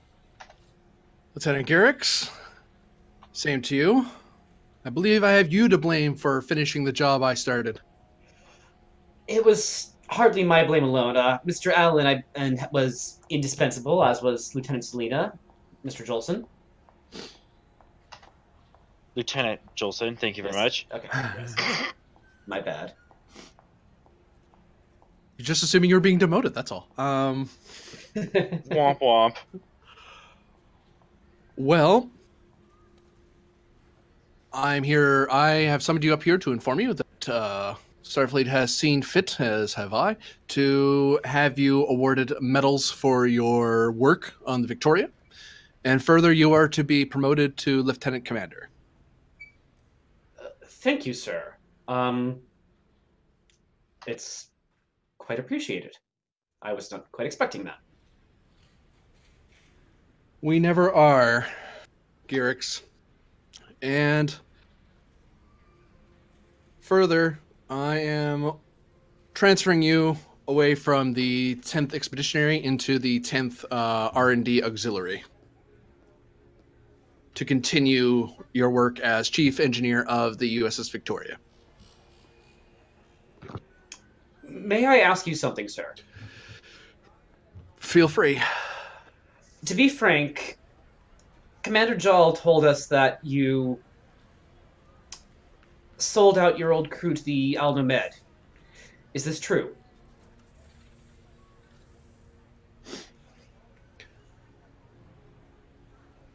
I safeguarded the lives of my crew and secured my ship from the enemy. The fact that I turned them into the law-abiding hands of the Al-Nomed meant that they were not captured by a rogue intelligence agency seeking to undermine what the Federation and Starfleet stands for. I see. So, I believe what you're saying is that Commander Jal misread the situation? That is for the JAG officers several floors below me to decide. I see. Well, I believe I should discuss this matter with my wives and co-spouses. But I would be happy to continue serving aboard the Victoria.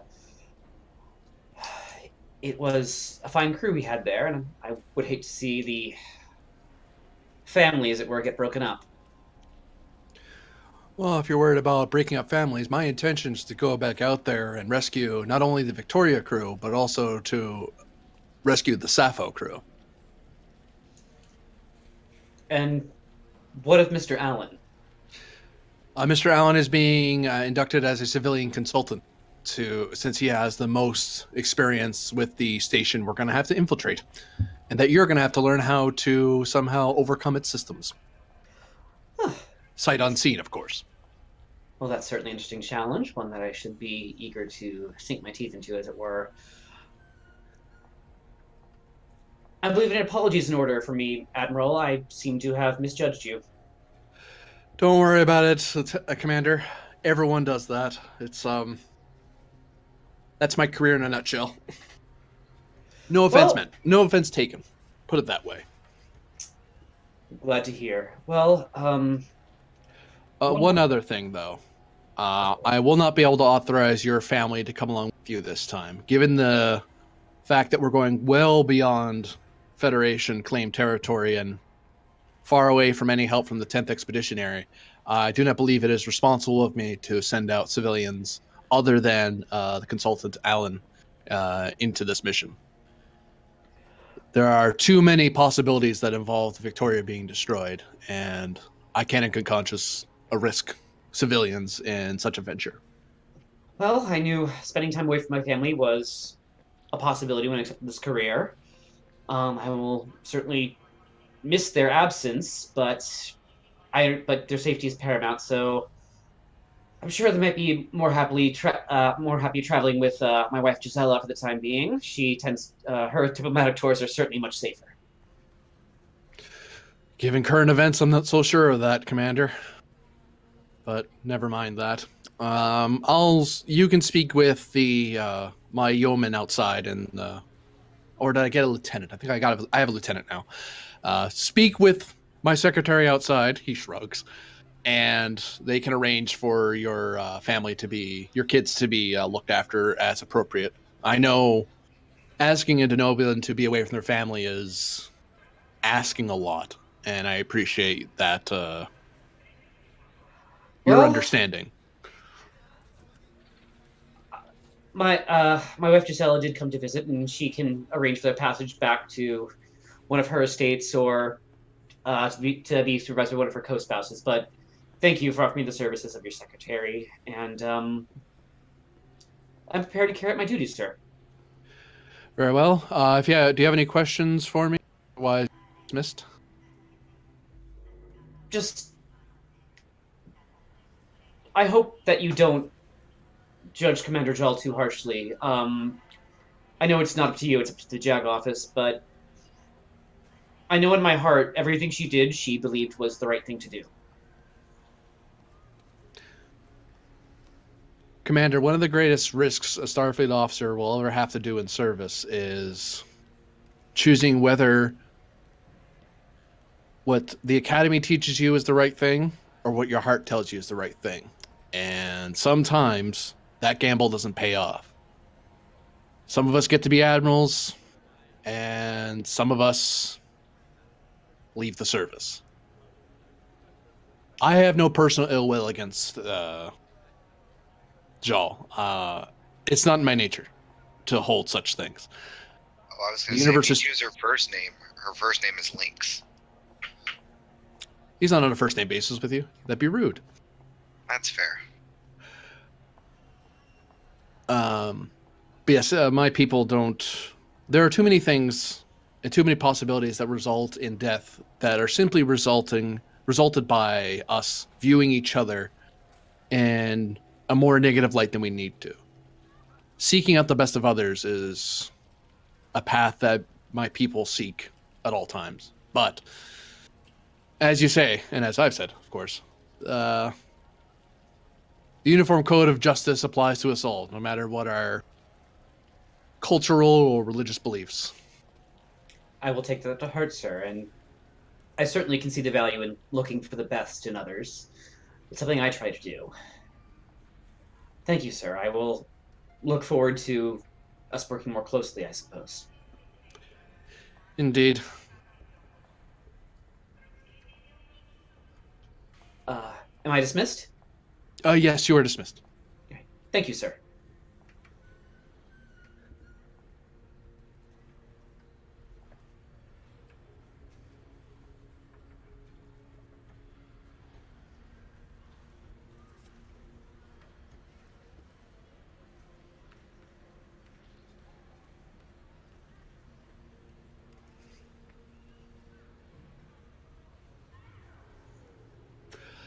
Dr. McNeil.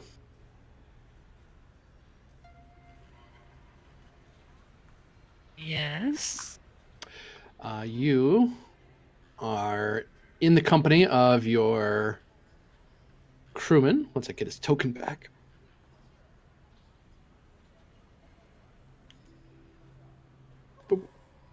I imagine you don't pull him out of his disguise. He doesn't insist on it. He's following your lead on this because he knows he's well beyond the protection of his fleet anymore. No, probably not.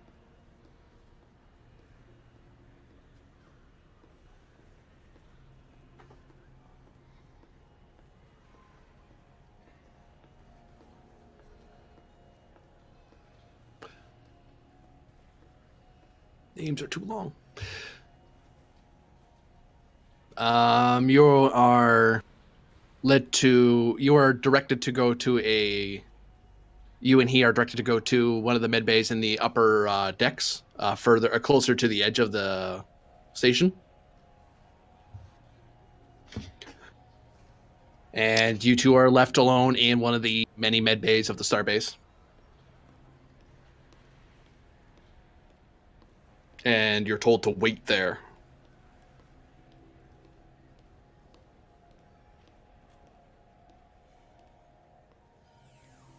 Well, Stefan, the sun will be coming shortly.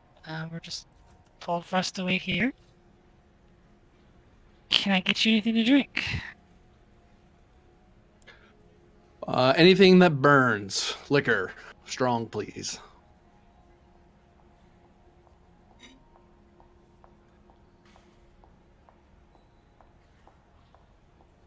Don't believe I can get you that, but we have Oh. something called synthahol, which is close. May not taste the same. I'll take coffee. I'd rather not get fake drunk. Of course. You can Computer, feel free to. I won't stop you. Computer, coffee, black.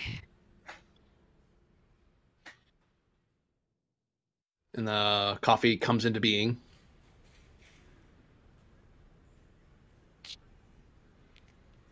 Grabs the cup and hands it to him.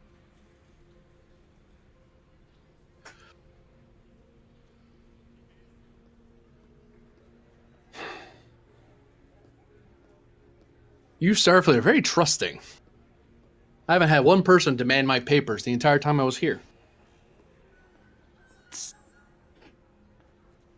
Partially because of my doing, and well, if you were to go to anything real restrictive, you would be asked to show documentation.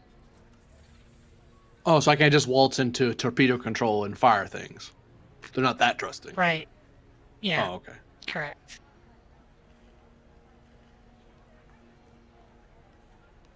I would have to doubt the sanity of a people that had the honor system for their weapons. He drinks his coffee. Oh. Bitter.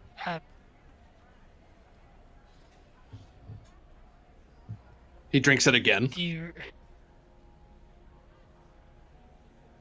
Is there a problem? Oh, no, it's good. Ugh. Is he lying? He's a masochist. No, he's quite pleased with it. Although he is sort of, his body is sort of, he's kind of having this, oh, this tastes bad, but but that seems to be a good thing. I hate this. It's revolting. Yes. Gotta have more. More? Yes, please. Stronger, if possible. Oh. I could try and replicate something that's stronger.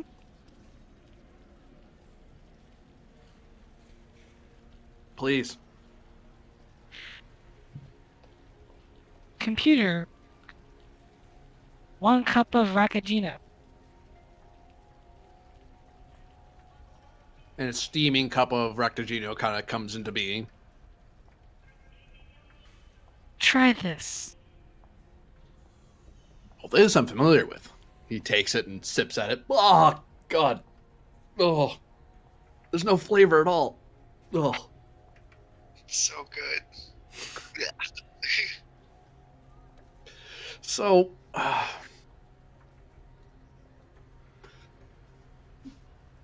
what's our plan now?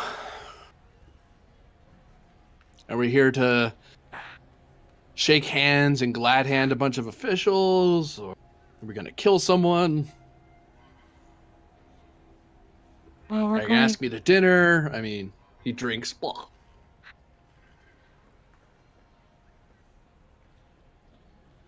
The Admiral will be here shortly, along with some other individuals, to discuss your current arrangements.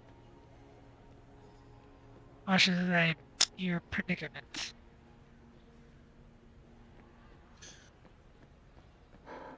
So what are you going to do? Go back to Earth or whatever it is and save people there, or actually, Earth doesn't fight amongst themselves. So never mind. I haven't decided yet. Ah. Well, if you ever want to take up battlefield medicine and you want to leave this, I could always use a personal doctor.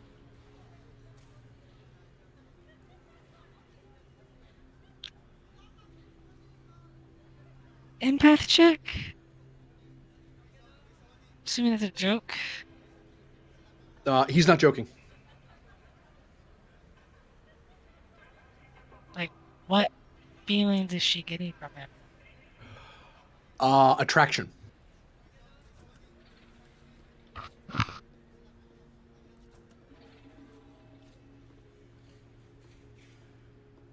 She blushes just a little bit from sensing that.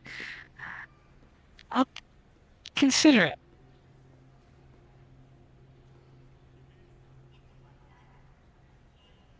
He grins and drinks, and the Admiral eventually comes in.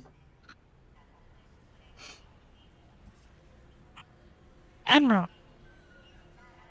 Commander? She stands up. Crewman? This is him? No, Starfleet crewmen just go around drinking Ractogenos and chumming it with your doctors. What do you think? Oh, hello. Actually, they do. Oh. He drinks his coffee. Right. Doctor, I have it from here. Thank you.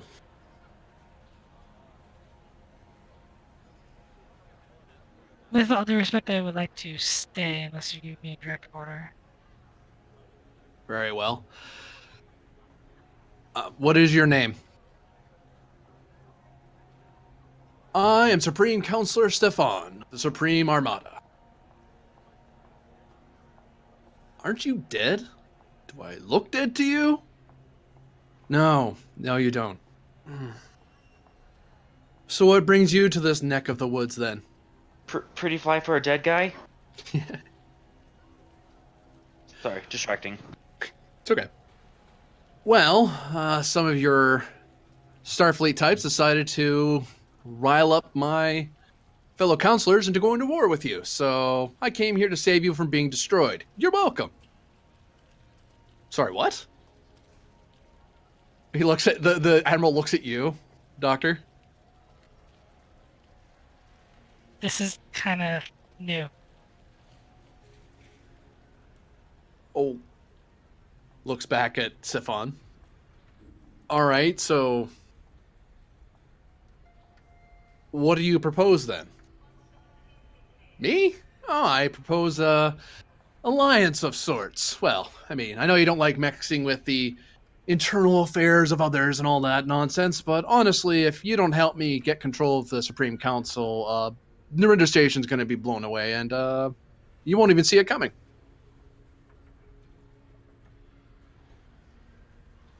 I would Supreme Counselor take him Stefan. at his word. Oh, okay. Supreme Stefan. Yes, that's my name. Thank you.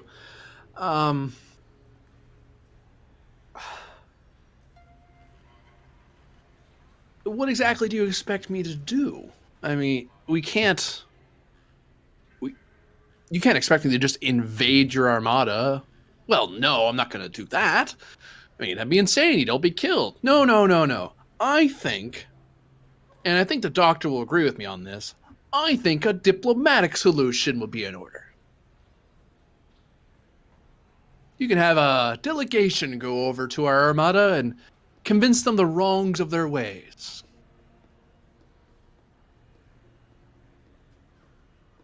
You mean me as in myself or the fleet? Whichever. You in particular would be ideal, but you do have a pending court case coming, so.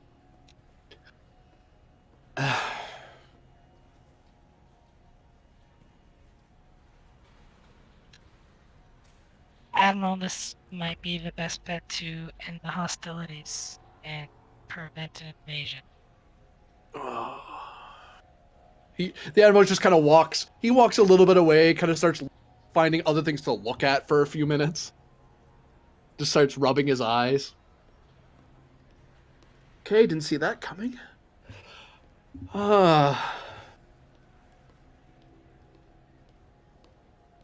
He turns around. Well,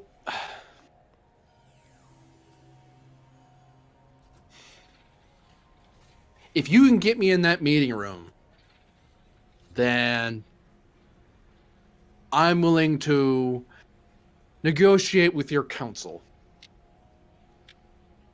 Good, good. You are ready to die, right? Yes, yes, I'm ready to die in the service of all great things under the law.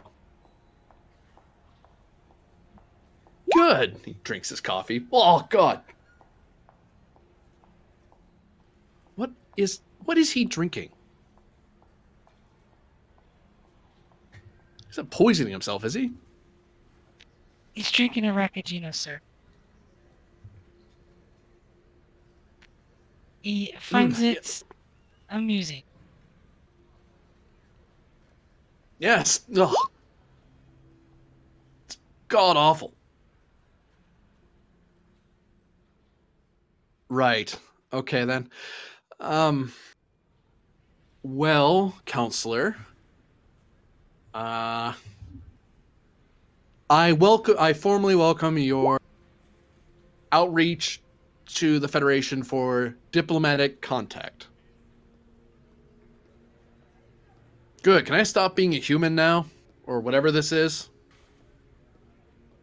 The Admiral just kind of shrugs. I see no reason why. I mean, you'll have to stay in our diplomatic quarters for the time being. Oh, I'm a prisoner? No, you're not a prisoner. Well, I can go where I please then. With restrictions. Oh, fine with restrictions. Yes, mind reader. As she said. The Admiral just kind of gives you a look and looks at him like empathically, there's a sense of shock of, wait, that worked?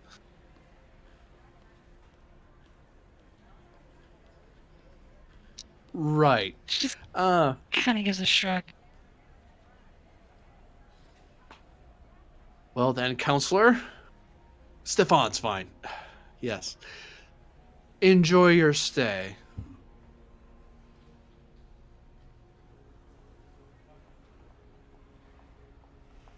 I would advise the both of you not to go anywhere too far below decks. Worrying about rogue intelligence agencies after your life, as you seem to suggest, then you mean Section 31. Rogue intelligence agencies are after you.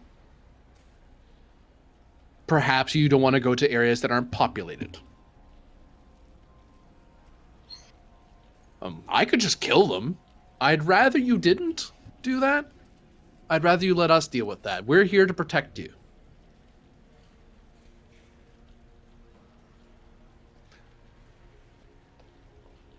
Fine. But if they try to kill me, I'm killing them back. Of course you are. Enjoy your stay, Doctor. Admiral? And he walks out of the room just shaking his head.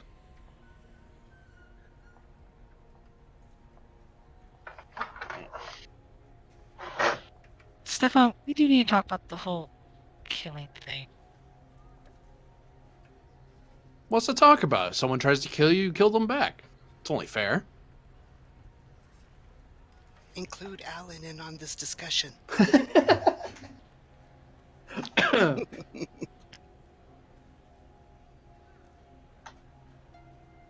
Well, if it's alright with you, I guess we can get to work on removing your disguise. Please.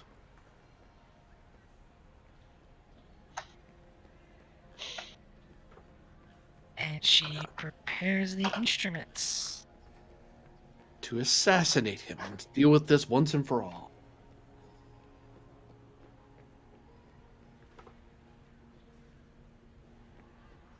It's like, stay dressed like you are and visit a lot of the ship. go back to how you were and stay in 3 rooms total. Your choice.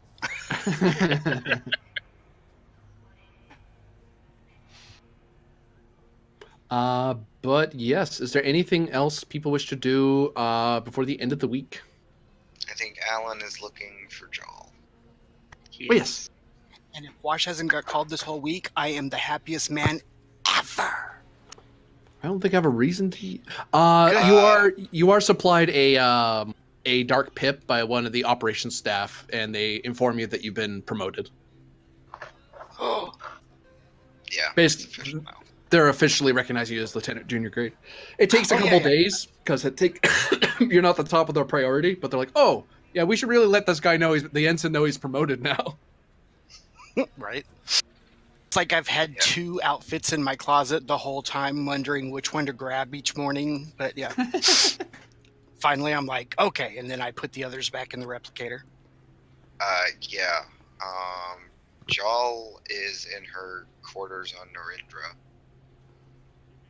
And we would all have sent our congratulations to you via either face with a bottle of wine or a communication, depending on how busy you are. Yeah. I'll be at the door and stand at the door. She'll answer it, but she won't be in her uniform. She will be in a like Cation dress robe kind of thing. Oh, Mr. Allen. Actually, let me come out in the hall to talk to you. Dominique, darling, I will be right outside. And she comes out in the hall.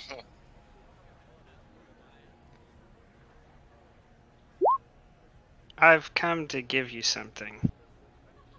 Something I no longer have any need of. And he'll hand you the 5 comm badges.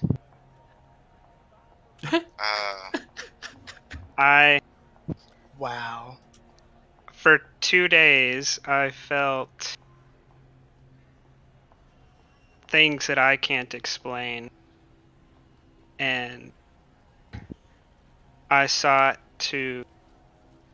felt intense, I guess you'd call it hatred, and a desire for vengeance on your behalf. But now that I've seen the multiple paths ahead of me, those no longer seem important. So these comm badges no longer hold any value to me. But I felt one of them, or all of them, may have value to you. I appreciate it, Mr. Allen. And I guess good luck in your future endeavors. Now go away. I would congratulate you on yours, but the path ahead for you is very tenuous and unclear.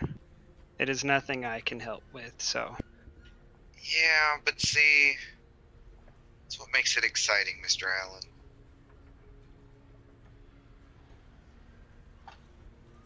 And she just kind of puts her hand on his shoulder and says, "See you around, Mr. Allen." And she will turn around and go back into her quarters with the comm badges. And I guess at some point she'll turn them into the proper where they need to go. Or put them back in the replicator. Yeah, you would just put them in the replicator to be recycled. Yeah.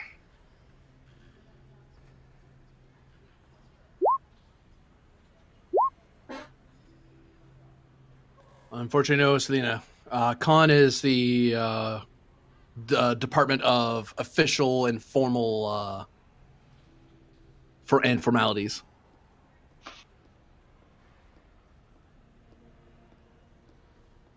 But yeah.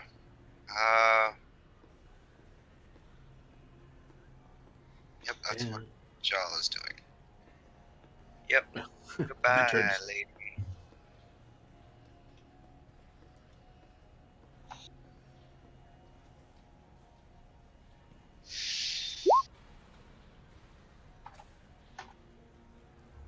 Of course, she'll be on Narendra because she has to be.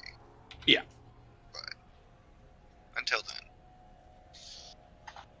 Spending determination, keep my ear. Oh, is that a determination thing you're doing, Selena, or is that one of your talents?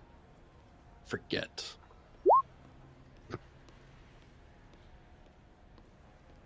Value. Value? Okay.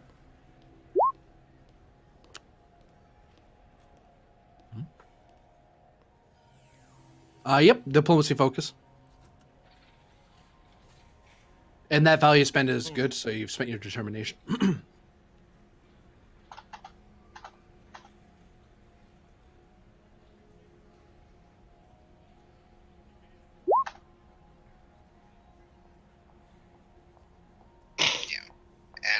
we'll just say by the time Alan had come to her quarters, she had already formally resigned and all that was taken care of.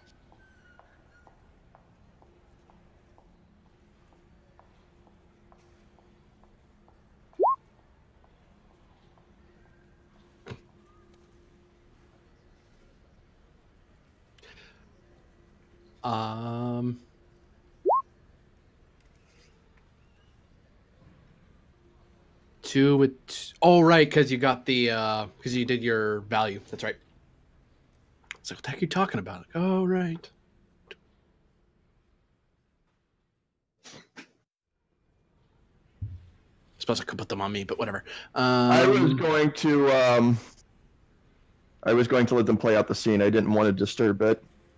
Yeah, no. As they were talking, I was like, I'll shoot that off to you. So got it. But yes, you basically created an advantage that will last into future missions of having that law read up on and the travel documents worked on. Okay.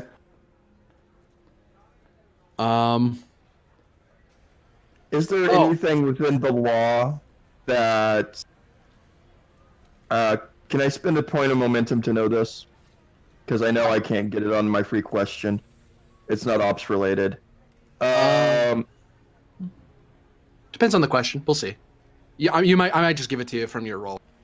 Is there a way that I could draft a trade agreement with the Federation to allow trade ships to pass through, knowing what I know about the laws now?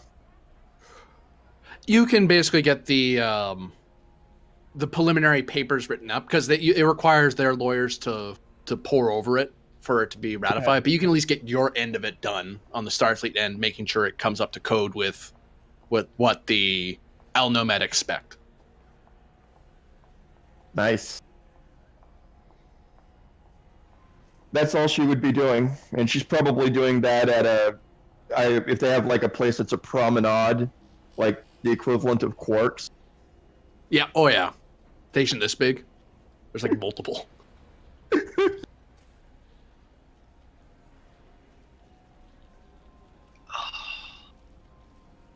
I doubt there's a Ferengi bartender, but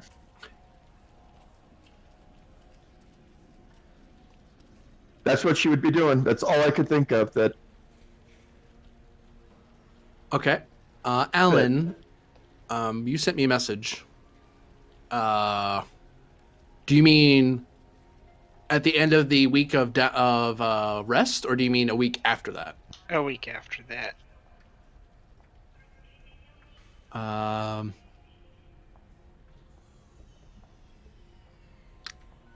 Insight plus con.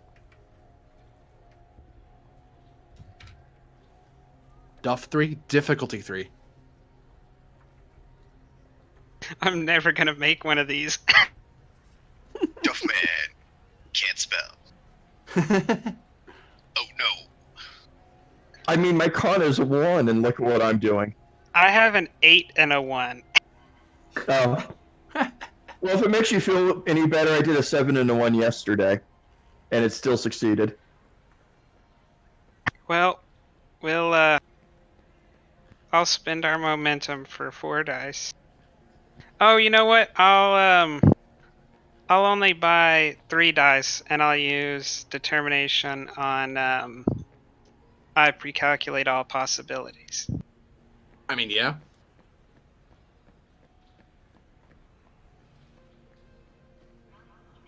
How? How?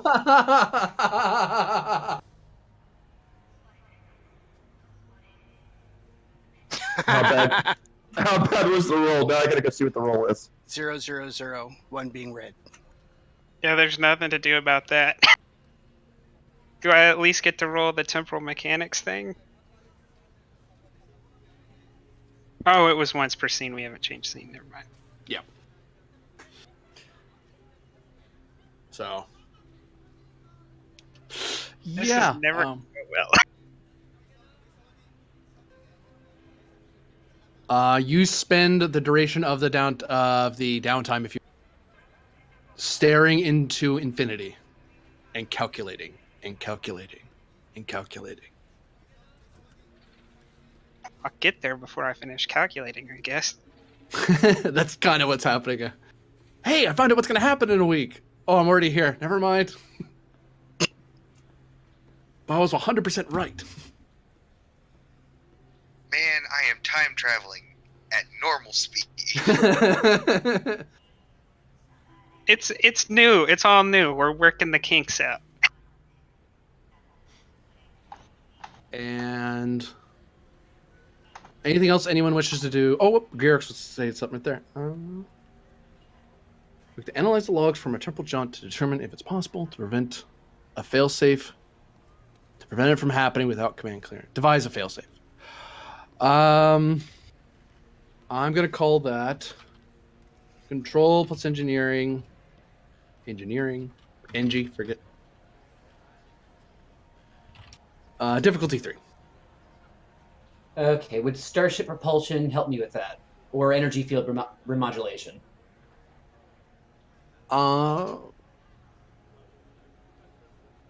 It'd be more like computers or something like that.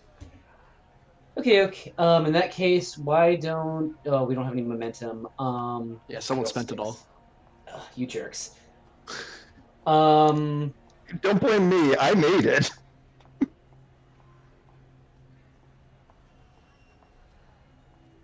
And I could do it again.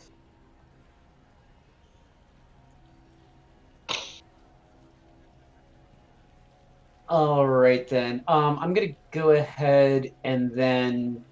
Okay, with my value, it's not tinkering; it's trying something new. Help me here.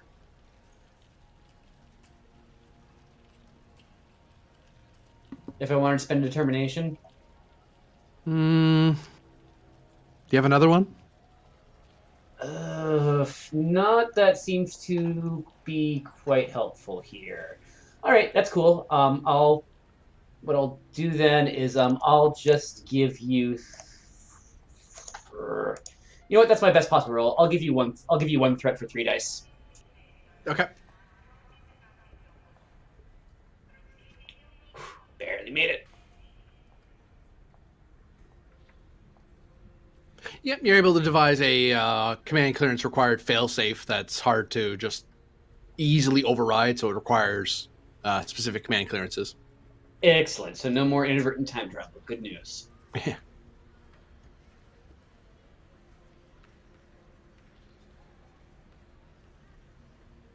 You're doing up there? What? I see what you're doing. I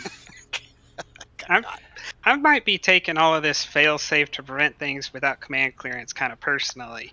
I mean, As I you would. should. Well, sorry, but temporal prime directive applies. I don't want someone going into the room and deciding they're going to do a thing and sending us a week and sending us forward in time. Right? Get cussed out by the temporal police again? If we need I to, think- if we need to go in time, then we can get. Then whoever ends up in command will be able to override the failsafe. But until then, we ain't going backwards, and we ain't going anywhere in time without command codes. Don't. I guess I can be fine with that. I'll let y'all be surprised when you find out who she is.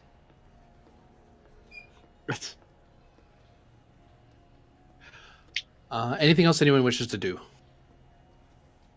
Steal that Prometheus. It's too far away for you to get there, plus you're looking into the future, so. Would you have let me steal it if I had not looked into the future? Maybe. I've missed out. I have truly missed out. Regrets.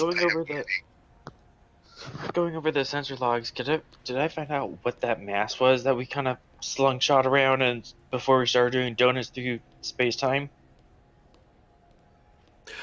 It was a large star. That was at that. It was at that point where a star. I forget what it's called scientifically, but it's when the star is at its max amount of expansion before it starts doing the drastic shrink. There's a word for that, and I can't think of it. And it was Red just Giant? uncharted. Red giant. Thank you. Yeah, that's what you were sensing. You were just sensing a red giant, and you were coming on its gravity well. Okay. That's why your sensors detected it, but couldn't find details because you were moving too fast at the time. Okay, that makes sense. I was kind of curious about that.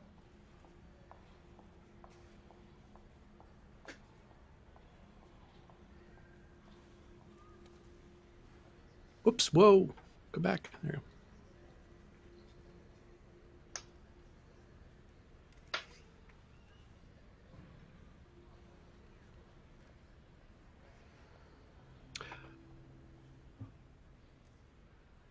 Lieutenant Selena to the Admiral's office.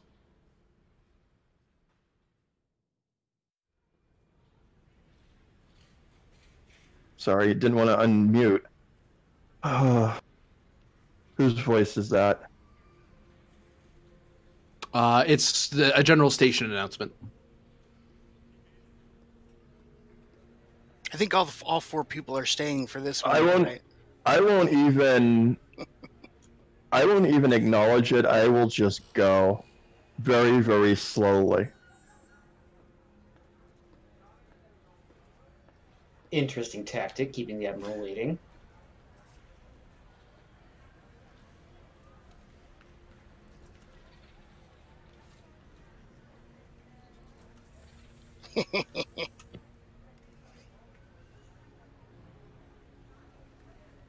I assume he has somebody usher me in.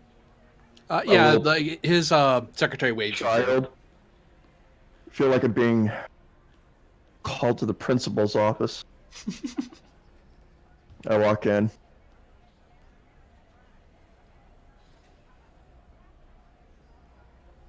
Admiral? Lieutenant? And people? A couple people kind of just look over at you, and then they go back to what they're working on.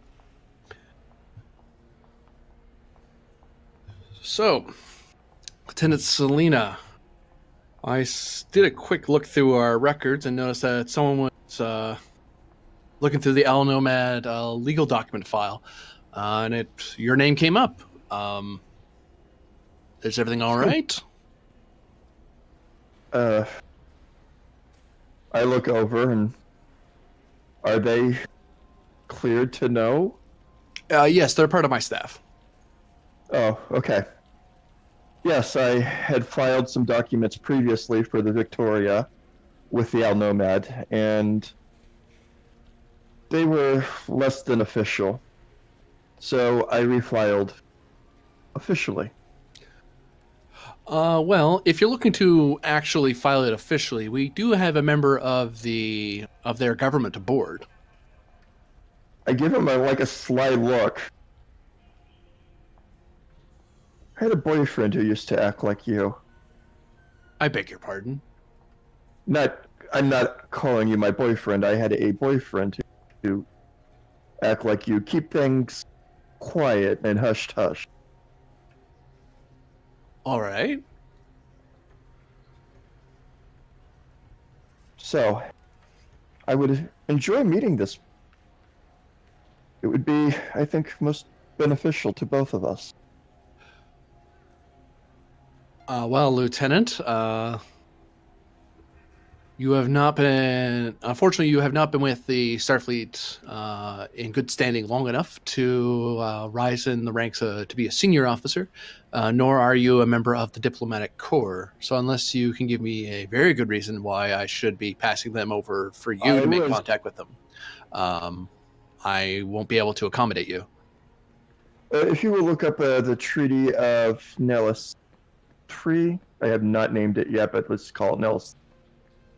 you will see that I had a significant part in that. I was, at one point, almost recruited to the diplomatic corps.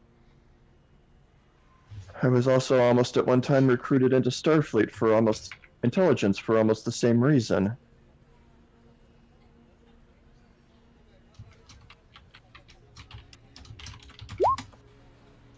Presence command, difficulty 2, complication 2. You're trying to convince the admiral to be okay with this. No, I was just simply giving him the thing, but sure, I will try to convince him with my much better scores. I mean, I can make it a worse Presence score. command. Giving you one threat. I'm incorrect. It's actually con, not command. I got that backwards. Because you're not ordering him to do stuff. Duh. I'm convincing him to do stuff. That's why it's presence. All right. I will go to con then. And at that point, diplomacy? Yeah, I'll give you that.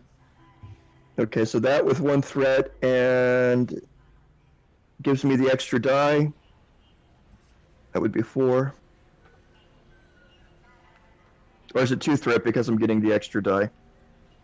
My talent. My talent is greed is eternal, extra die on all social encounters involving diplomacy. Oh, right. Yeah, you would spend that freebie one would be your third, so you have to pay as if you're paying for 4 dice instead of 3. 3, yeah. 2 threat then. 3. Yeah. Give myself an extra.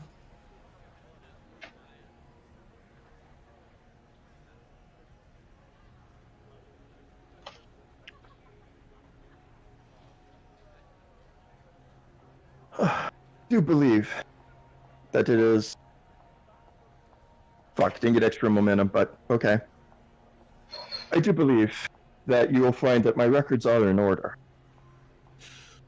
He taps at his console and looks it up. A moment.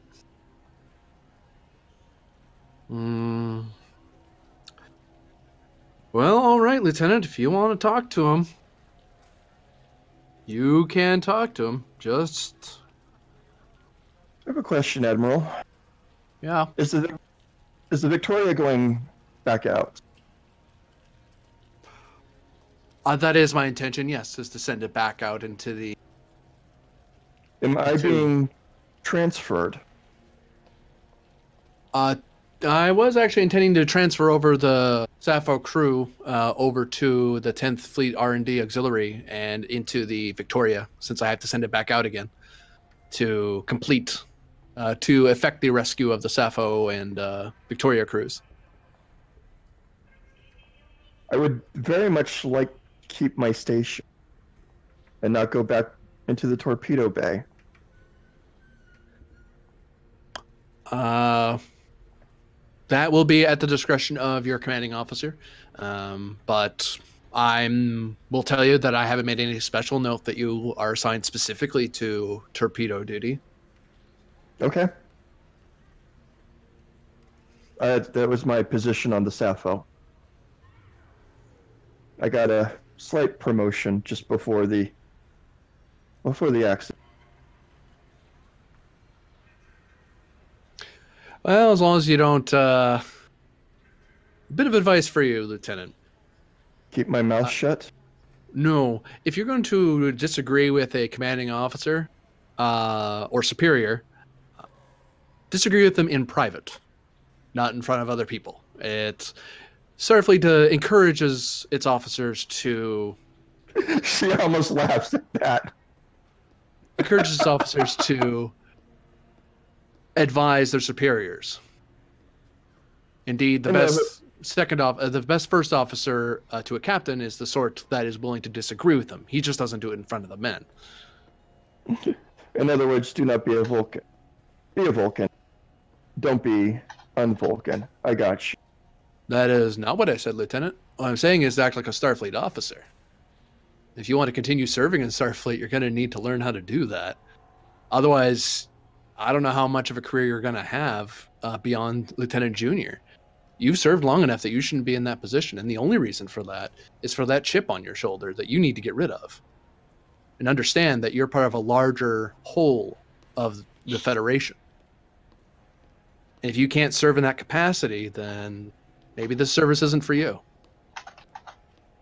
I'm not telling you should leave. I'm telling you what the service requires of us. Permission to speak frankly, Admiral.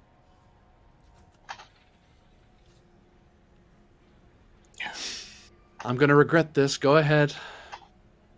There is no place that is sufficient for me. But this has been the only place where I could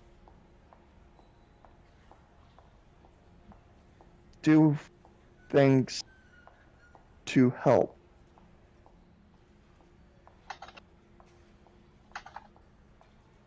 If I am not the best at that, I suppose I could find myself on some Ferengi junk marauder. Although, I prefer Starfleet.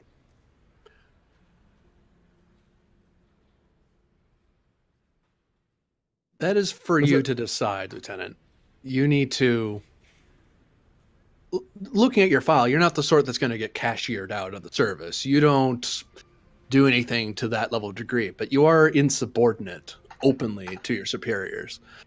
And the difference between insubordination and advising your officer is a closed door. Even now, the fact that you ask permission to speak frankly, I mean, my staff, they're fine to overhear this. It doesn't challenge my authority for you to say what you're saying or anything like that. I give you permission to speak frankly even. So if you decide to cuss me out, I would then promptly tell you to shut up, and you'd have to. But you got to work within the system if you want to advance. That said, if you have no ambitions beyond Lieutenant Junior, then continue doing what you're doing. Your work speaks for itself. But if you want to do something other than cleaning torpedo tubes and you want to actually have bridge duty, you're going to have to play nice with the commanding officer of your ship or station. Otherwise, they're just going to put you right back there again. Understood.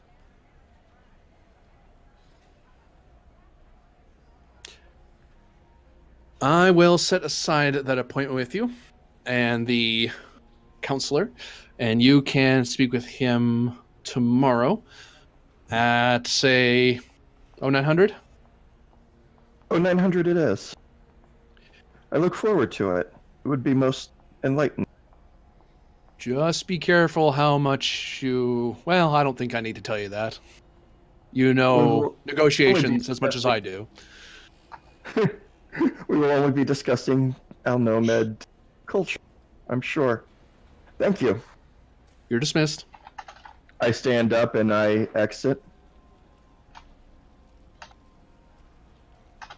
23 threat, and you're killed. No. That would not surprise me either. It's like the other thing I've been dreading. I mean, we do have 23 threat, so that is not unheard of. I find myself in a hand-to-hand combat situation with a Klingon. Ooh, actually, wrong one. We are changing scenes finally. Ooh, I want to request that the Victoria has just the one helm chair up front. I'm claustrophobic. There's going to be the helm chair and the operations chair. It's standard setup for the ship. You tried. That's what I did. I tried. I mean, I did. It was just as submitting the paperwork. No, actually, I can go to Dr. McNeil first and get the whole claustrophobic thing figured out, and then go fill out the paperwork. Okay, so I know what to do. Very good. Dr. McNeil. No, I'm just kidding. Dr. McNeil, I think you're still here. You are.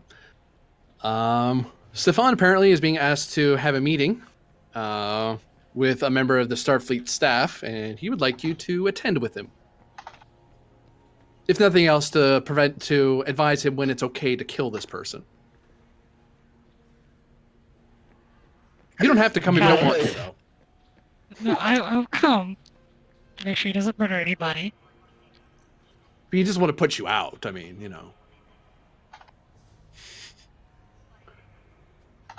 really got to standardize this thing, so I don't have to keep doing this. Yeah. Go back. Where'd he go? Hello? Oh, there he is. He's probably standing like up here. Hello, I love you. Won't you tell me your name? What the heck?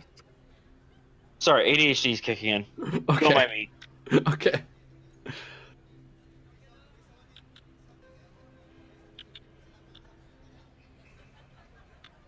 Now you got me thinking of what song that is. Shit. Monkeys? I think it was Monkeys. I don't know. It's like a 60s, way early 70s pop song. Yeah. It might have been. I don't know why it sounds like maybe Beach Boys, maybe not. No, it wasn't the Beach Boys. No. Dr. McNeil, you and Stefan are waiting in conference rooms aboard the station, and you see Lieutenant Selena step in.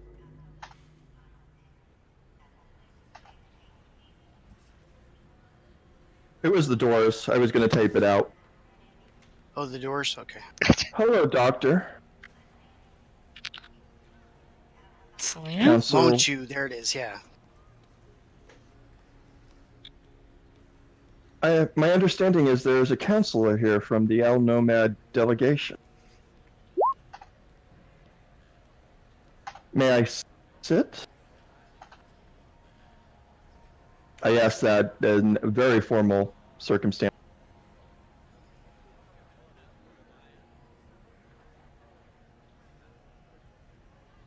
The counselor just continues looking out the window, watching ships go by. Yes, I have been filling out paperwork in the hopes of being able to create a mutual Federation Al Nomad trade treaty, one that would benefit both of our civilizations and perhaps be a first step towards an end of hostilities. There was an old axiom that I was taught as a child. Trade is the best way to profit.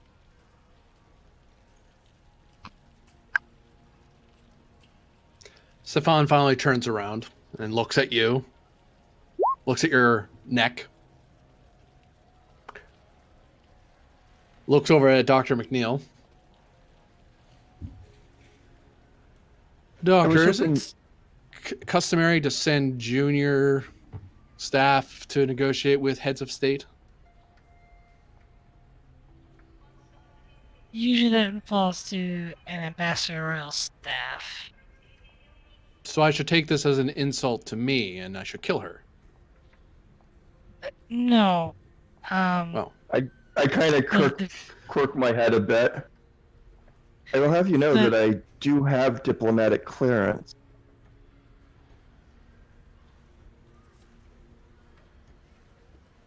And history.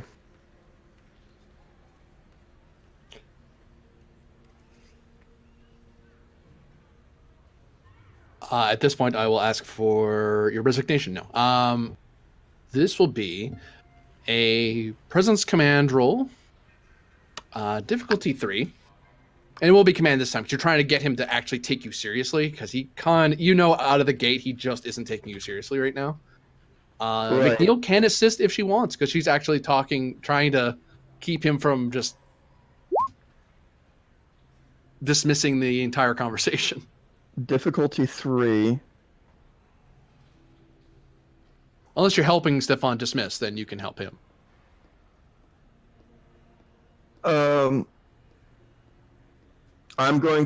We have no momentum, so I have to spend threat here for the extra dice.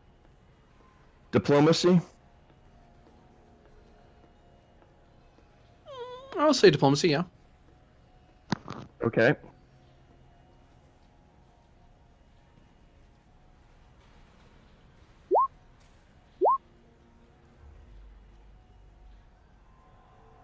Come on, momentum.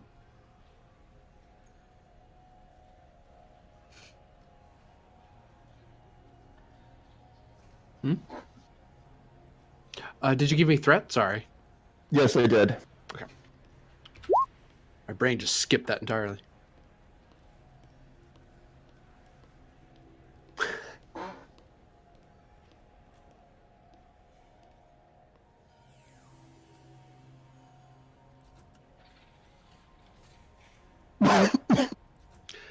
Neil, do you want to assist or work against? Not my forte. Okay. It's like, yeah, just gonna make sure you're just making sure he's not killing her. That's it, really.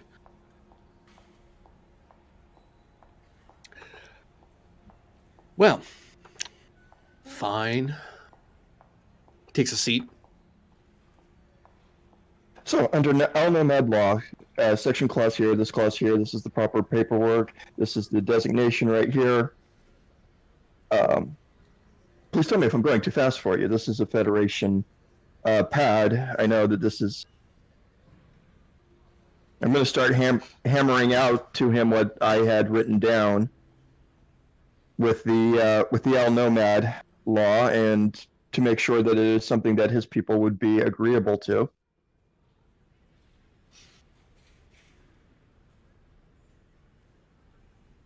And this is the Federation sets that on substandard here on this mining, this won't be challenged, and that this regulation will be followed.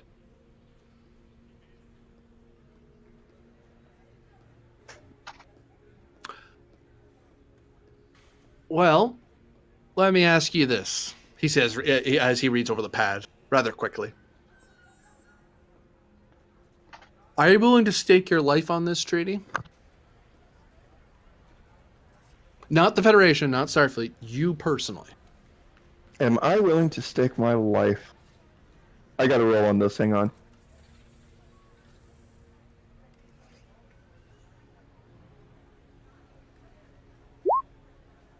Yes.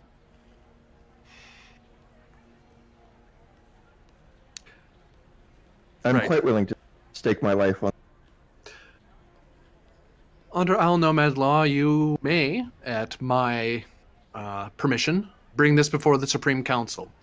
If the treaty is not ratified before the Council at the end of your presentation, you will be summarily executed for wasting the Council's time.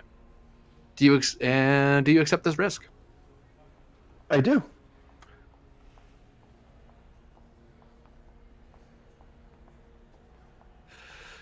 Very well. Empathically, he's not joking, right?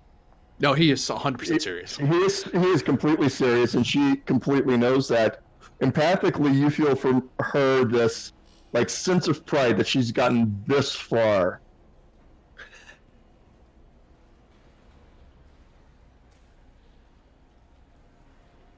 So, Lieutenant, I really hope you know what you're doing. I have a pretty good understanding of Al Nomad regulations and codes and Starfleet regulations and codes. Do you know how to shoot a phaser? Run a man through with a sword? I have been trained in both of those as part of my Starfleet training.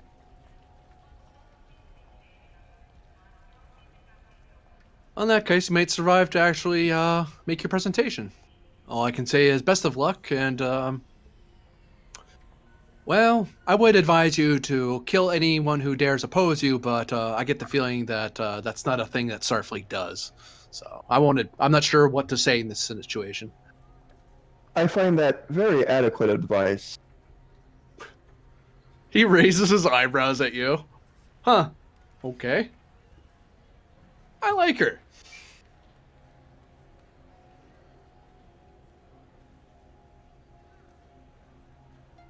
Well, I do thank you for your time. I pick up the pad.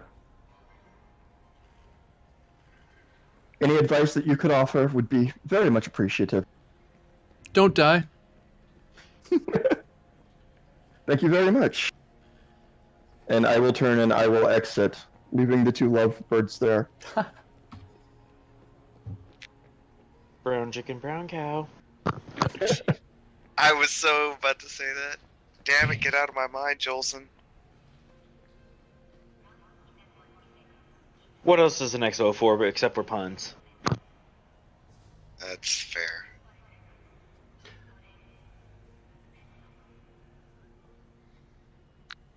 Well, Stefan, is there anything you like to do?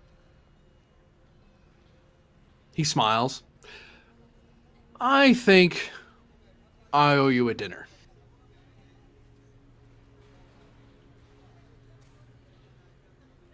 Okay. She's a brown cow. Rather.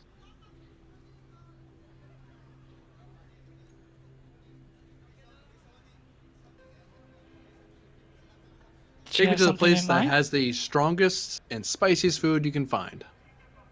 I mean, I would ask for raw food, but I don't think that's something you can provide without actually, disemboweling somebody.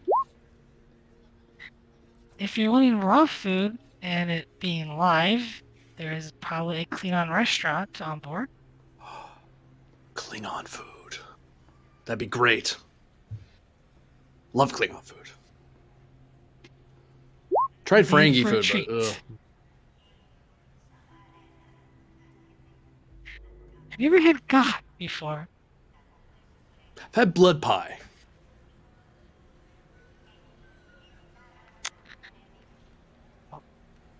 Gah is very interesting. It still moves while you eat it. Oh, does it scream in agony?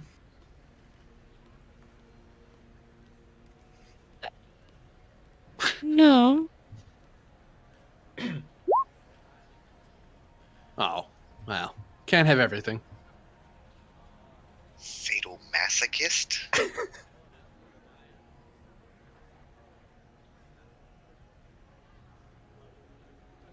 And then... I think there might be a movie afterwards you might enjoy. It seemed to be right up your alley. It's from the early 21st century on Earth. Oh my god, you're gonna make him watch Human Centipede. Please, Oh, no. What would that be? A historical drama? A children's story? No, law-abiding citizen. Ooh, that sounds interesting. Does the lawyer kill the jurors because they were insufficient at their job? Something like that. Great.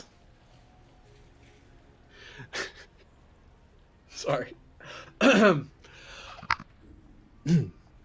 At that, someone has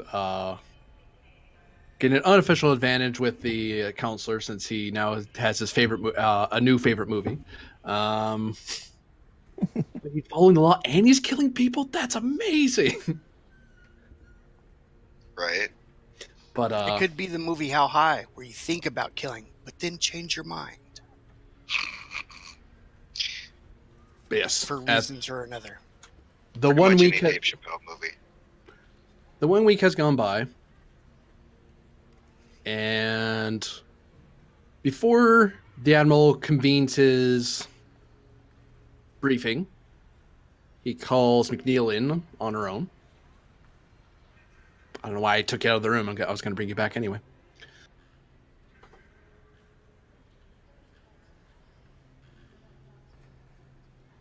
Admiral? Lieutenant Commander?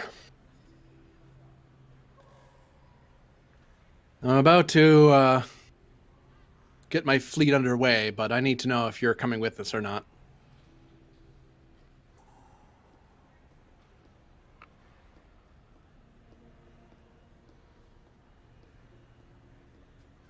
I know you had your misgivings about heading back out again. I wouldn't blame you. But there's no sense briefing you on something that you're not going to be dealing with. It saves you and me a lot of paperwork.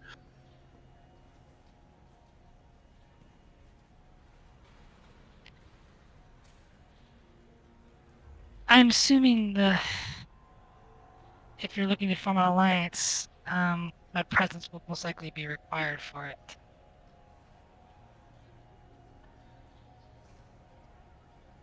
given my I beg your rapport with pardon, I didn't quite hear you.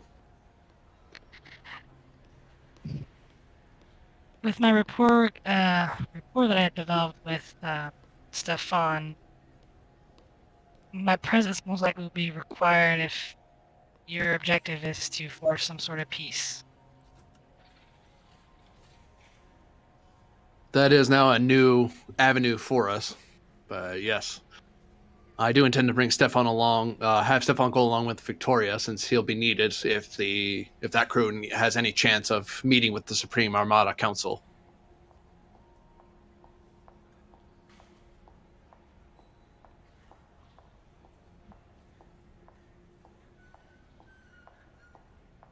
Very well, I will be joining the Victoria group.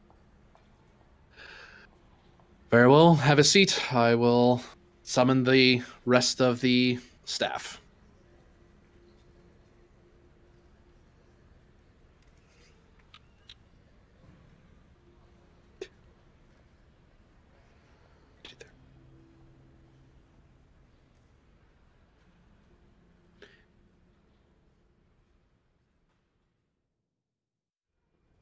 And all of you are summoned into the conference room to meet with the Admiral. Can I pick up my consultant's fees on the way in? Hey, watch, have I told you the one about the Klingon, the donkey? Oh, never mind. We don't have time. I started to take out one of my dinosaurs as you're telling, and then I put it back.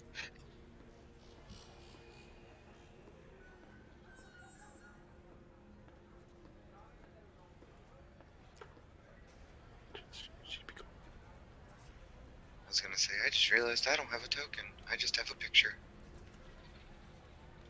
And there's you. Because he didn't kick you out yet.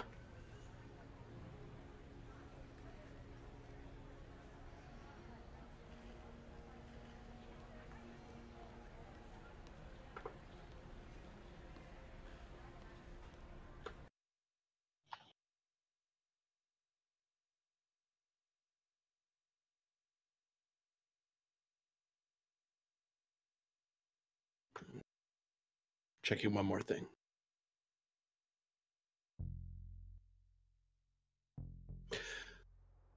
Uh-oh.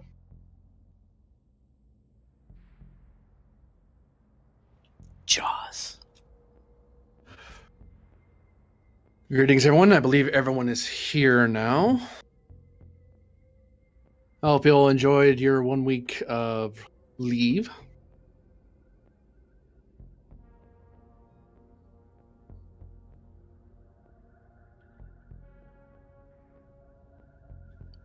Before we begin, do any of you have any questions, concerns you wish to bring up with me now before we get into the official briefing?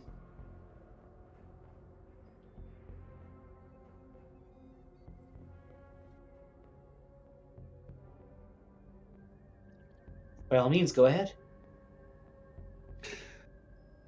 Very good. He presses a button on his counter. Captain, would you come in, please? And in walks a 5'11" woman with dark green hair, green skin, black pupilless eyes, 4 pips. Yep, and she Orion comes. without the pheromones. No, she has pheromones, and she's empathic. But Shit. The hell. Alan's not worried in the least. Yeah, she almost struts in, but respectfully, to the Admiral. Captain, have a seat. Yes, sir. Everyone, this is Captain Mara Nadal. She is she is a member of the 10th R&D Auxiliary, and I am placing her in command of the USS Victoria. It will be at her discretion and on your advisory that the crew and positions of the Victoria will be filled in.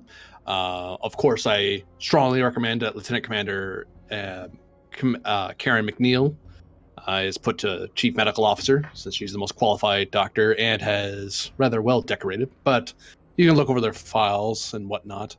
I assume you already have. Yes.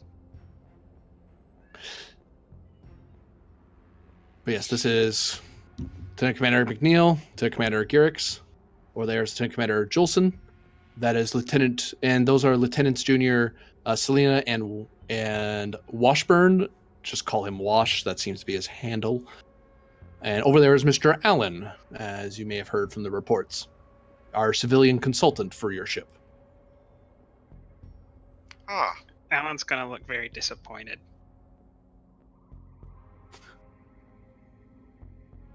And just because she's part Orion and doesn't have to be empathic to know what disappointment on a man's face looks like. Aw. Apparently I don't meet his standards. However, I hope that the rest of us can get along as we take this journey together. I would like to see how some of my equations have been put to use, personally. Excuse me, Captain. It was meant as no offense. One of the many paths before us had a William Riker in charge, but it was only one out of millions of possibilities. I had my hopes set on that. That is one thing I wish to brief you all on. Mr. Allen over there, to perceive various pathways of time. As some of you may have seen during your initial jump to Narendra, you were able to perceive your futures, your pasts, and your presents. This is a ability that most Alcarans, all Alcarans, are able to do. We spend most of our lives trying to focus that ability to manipulate where we go in the future. Mr. Allen here has had the rare opportunity to have been able to memorize everything that was going to happen to him in the future. Although he now suffers from the same problem I do. The further away a future event is, the harder it is to predict. But given his positronic brain, he seems to be able to calculate as best he can. He nods at you, Alan, like he's trying not to, he's not sure how else to put it. Huh. That is fascinating. I can't believe that that the Victoria survived a time jump, personally. It was well calculated. And also well designed.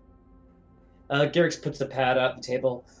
I managed to have a failsafe to try to keep us from jumping around in time without clearance in the future. If you want to take a look over that when you have your opportunity.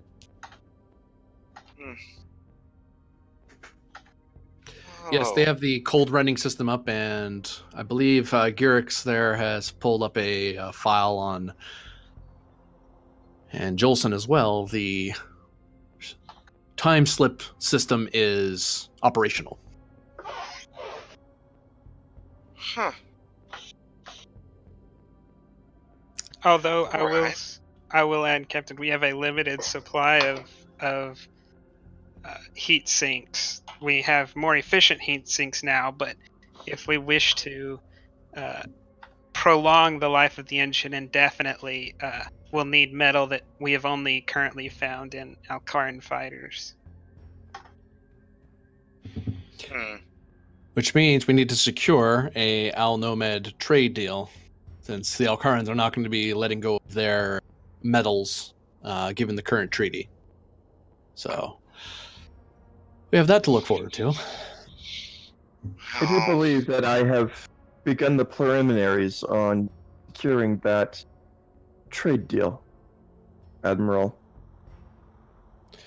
Yes, Counselor Stefan, for those of you not aware, Supreme Counselor Stefan, one of the heads of state of the Al-Nomad Supreme Armada, is aboard and was secured by a member of your ship to this location.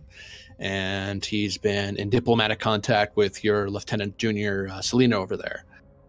But from what he tells me, correct me if I'm wrong, Selena, but you pledged your life according to Al-Nomad law? Yes, it is the fastest way to get to where we need to go. Fastest, yes, but is it the more advantageous way? My understanding of Al-Nomad law is if I survive the initial contact, they would be most interested in the lucrative trade deals. There's plenty the Federation has to offer them. There's plenty they have to offer us, including this metal. If you would like to look over the particulars, Captain. I understand the gist of it, Lieutenant. I am simply asking, would there have been a more advantageous way that did not risk your life?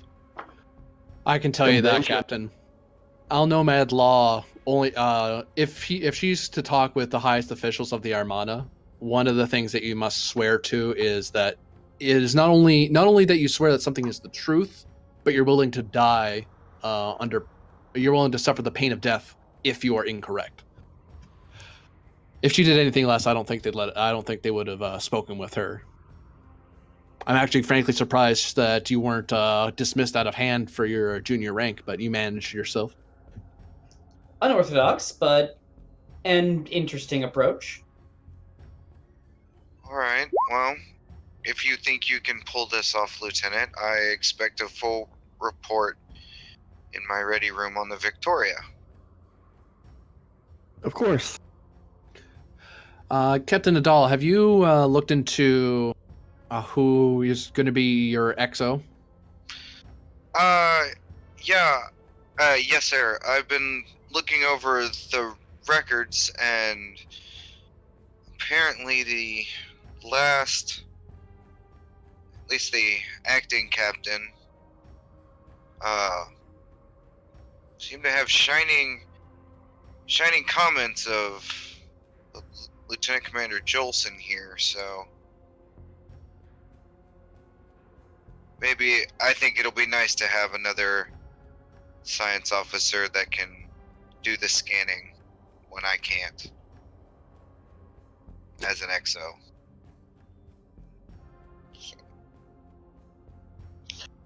I would be honored. I mean, yeah. Very well. Is there any information or any research any of you have pulled up that you wish to share with the captain before I give you your briefing? Further the briefing, I should say.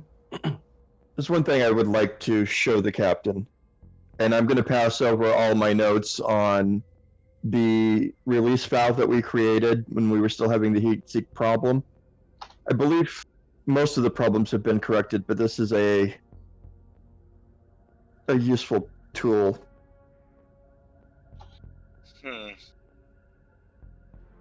Let me see if I can go over these equations. Maybe we can fine-tune it a little better. I look forward to it.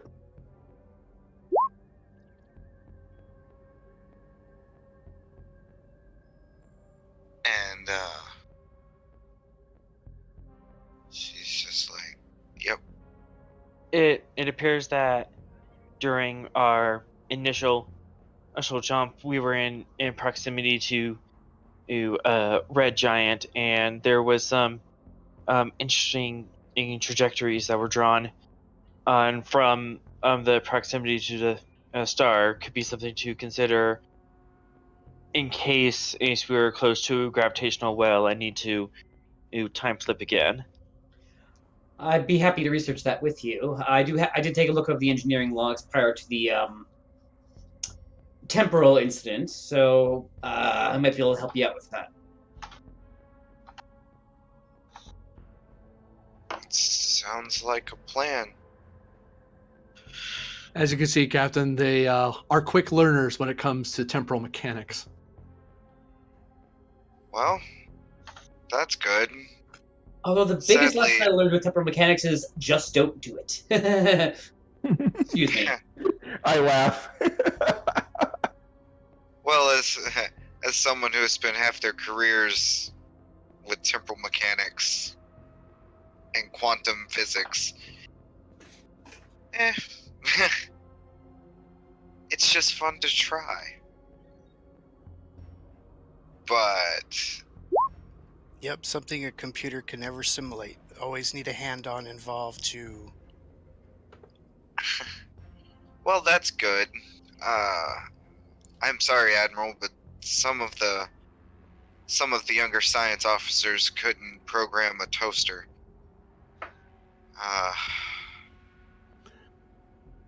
They're trying, but We're all ensigns at one point there, Nadal. I know, Alan just and I keep shifts. reminding myself of that. You aside, Alan.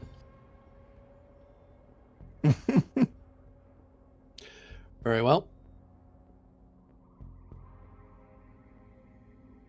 Displayed on the screen over there, and you see at the bottom of the display is the Narendra station, along with the Tenjin and the Victoria. Now, the blue indicated area is the effective operational area of the 10th Fleet Expeditionary. This covers the large expanse of the Shackleton, but unfortunately, where we need to go is further along to one of two locations. On the left side, you can see the Al Nomad Supreme Armada. The Al Nomad are people who do not have a home planet, but the majority of the time, the home world is used as a industrial complex, a planet-wide factory that people themselves actually nomadically travel from star system to star system, claiming bits of space as their territory, gathering up what they can, and then moving on, claiming yet another territory, moving on, and so on. Until recent events, the Alcarn people, my people, have been able to advise the Federation about where the Old Nomad are going, and being able to act as a go-between between the Federation and the El Nomad to make sure that our two fleets never cross paths. But for some reason, somehow, the Rogue Intelligence Agency, otherwise known as Section 31, has managed to make contact with their heads of state, the Supreme Counselors of the Supreme Armada, with the exception of Counselor Stefan. Problem the equivalency of their counselors is their admiralty, their chief commanders. So if they're able to get them, once you're able to convince the council of something, that influences their entire fleet. And their fleet is, it's not nearly as big as the Federation, but the power that they wield is mighty. They have been fighting for as long as humans were ever in existence, and even further back. If I may interrupt, fighting against whom? Over what? Various races, enslaving them, stripping their worlds bare. Sometimes they run into a warlike species like the Klingons and fight with them just for fun. I'm sure the Klingons find it fun as well. Yes. And of course, the Klingons didn't share that particular bit of information during the war, which is helpful. And due to certain security clearances, I wasn't allowed to share that information either, even though I knew as an Alcaran that had happened. But that's neither here nor there. Suffice to say that their fleet is well-trained and specialized for war. So outright confrontation with them is not in the Federation's interests. And as it stands now, they are colluding with this Section 31. On the right display is a station where Mr. Allen was built under the covert guise of Section 31's Allen project. Their goal was to create, if you're familiar with the Sung-type android, the idea was to secretly create Sung-type androids that were programmable in such a manner to covertly make them assassinate or otherwise commit other direct action against enemies of Section 31, which that could be anyone from someone who said a bad word about the Federation to an enemy general who's out to destroy us. They are the judge, jury, and executioner without any sort of oversight, and they see themselves as the true defenders of the Federation, despite their criminal means, we'll put it that way. Now, that's not the only problem with that station. That station is also a weapons. Not only is it a shipyard where various ships can be built to help fuel the Al Nomad Armada, and indeed field a Tal Shiar-alike covert fleet, but to add to everything else, the station also acts as a subspace orbital cannon. That is to say that it can, when we can send ships across space at warp speed, this thing can fire torpedoes across sectors. That And has the to last break thing at you would least, see is it jumping out of warp and hitting us. but that has to break dozens, if not hundreds, of Federation laws. How could they get away with this? Because They're they're not beyond Federation. they're beyond Because- Federation territory. Because, like my mother, they decided that the pursuit of science was more important than the lives of people. Alan's gonna cock an eye and look at Selena. That's not science. That's more warmongering. The captain will chuckle a little. She did not see it that way. Now, the planet noted here is the planet where the Victoria crashed, or rather, where I had to hide it. And it's also where the Sappho intercepted. The Sappho had been infiltrated by agents of Section 31, and you were misled to believe that you were to go closer and closer to this station. Now, I had already warned Starfleet Command. Starfleet Command already knew that the Victoria was out this direction. And they knew that it had been marked by myself as a dangerous territory to not be approached until I authorized it. Members of your crew of the Sappho manipulated your senior staff into taking you out that direction. Once you got within range of the orbital cannon, they just unloaded on you. And that's what happened to you. Once they're able to do that, and you were within effective range, as noted in the halo there on the screen, if something's that close, it can also send a tractor beam across that level of space and pull things across space. So the Sappho fell into Section 31's hands, and they've been using it. They try to use it against you, according to my logs, as a trap. And my belief is that they intend to remodel and otherwise refit the Sappho as a infiltration ship.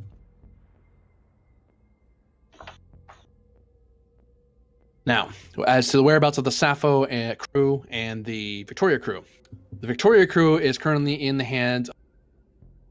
I surrendered to them to ensure that they would not be tortured to the end of time. And under Al Nomad law, since I am an Al Karan senior official, I was able to get certain protections. To attack anyone under my legal protection was to enact war against my people. And the Al Nomad have fought many races, and the one race they've yet to subject is mine. So they have no wish to start a war with me, but I have to act within the confines of the law, otherwise my species won't support me in law either. So to rescue the Victoria crew, we need to diplomatically get them out. Thankfully, as Selena said, we do have some diplomatic contact, so hopefully we'll be able to not only secure an alliance between the Federation and the Al Nomad Armada, but also to effect the release of the Victoria crew. The second objective is to get to the station and to liberate the otherwise programmed Allens, or see the progress of the Allen project to see how many more of Mr. Allen they have tried to create. From my records, Mr. Allen there is the pinnacle of their achievement. He is the only working model that they've ever achieved, since making someone as sophisticated as him is not an easy task by any means. Starfleet to this day has struggled to replicate data, and he has yet to be replicated effectively.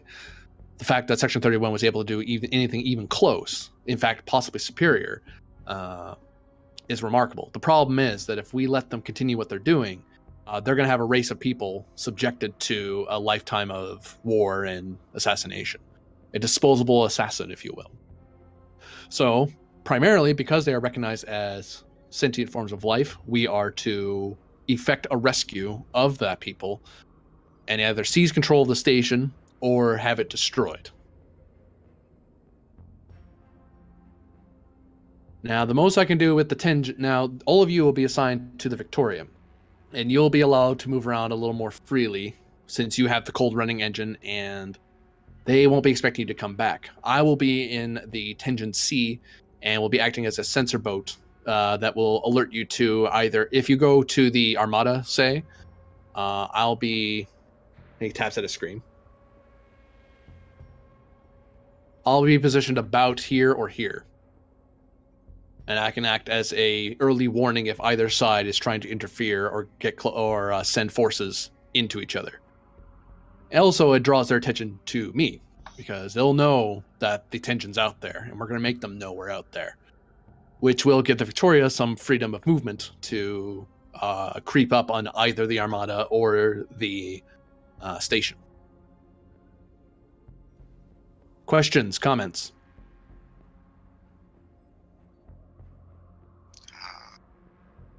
This Section 31, it is just androids? Section 31 is made up of various federations that are basically rogue intelligence agents. But it is possible the station may have a prototypical versions of Mr. Allen there, or indeed fully functional ones.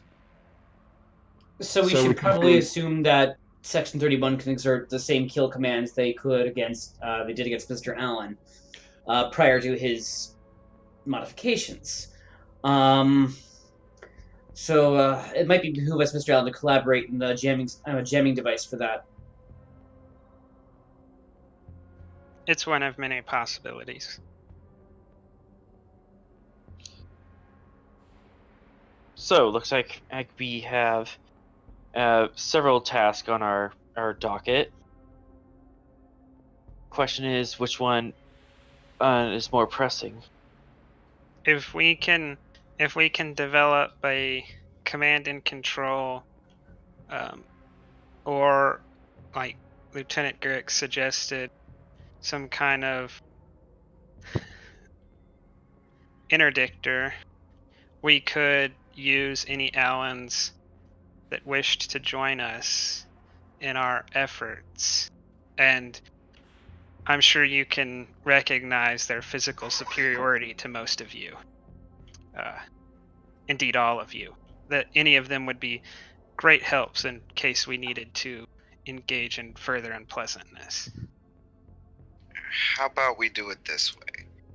If you and Mr. Garrix can give me a jammer by the halfway point, we will go deal with the Allens first.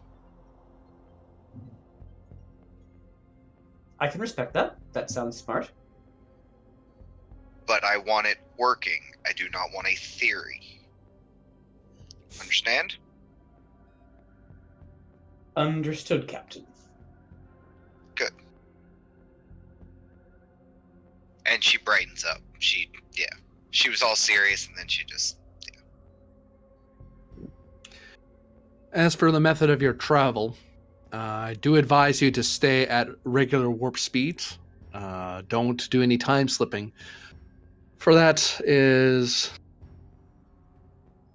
I can say without reservation, since you've all been clear to work with with my fleet, I am an experienced temporal operative, and I am aware, and I have time traveled before through other means. The Victoria will be the first time travel capable ship that Starfleet's created.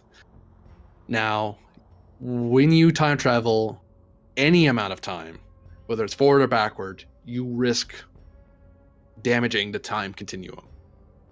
And at this time period, the Federation and Starfleet can't support you with other ships. If you anger or upset another species' time sphere of influence, shall we say, you risk their reprisal.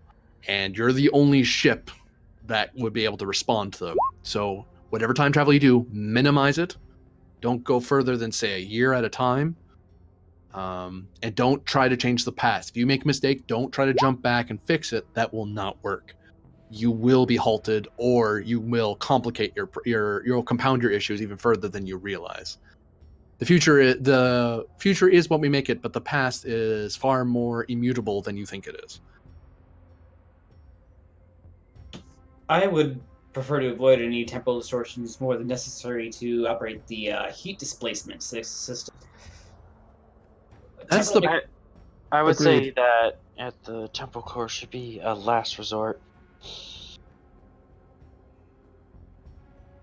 even the heat displacement. Unfortunately- seems a bit Unfortunately, it's required for the heat displacement. It is, but the worry of where we're sending the heat and what it could damage where it's being sent can be the worry. That is kind of my only worry with Lieutenant Selena's idea of having a heat sink output weapon, but the type of damage that it could do on beings is my worry. I can tell you now, Mr. Lieutenant, that the displacement system has been calibrated in such a way that it sends it into empty space. That's why it's limited in only so much time, and that's why we had it extended out to a light year, because we found that if we had it less than a light year or too far, there were temporal entanglements that occurred. But the 1 year, 1 hour, the 1 light year, 1 hour gap is enough that it doesn't affect anything. It's That hot. makes sense. Yes, that's not It- what I'm talking about specifically. I'm not talking about the normal use. I'm talking about Selena's thrown out idea as using it also as a weapon. That's the part that nerves me. Oh, To be completely frank with that weapon does not use any place. It is a one-shot Still heat. release Like valve. heat does on people, bad. It's Oh, no well- more complex than a very innovative phaser.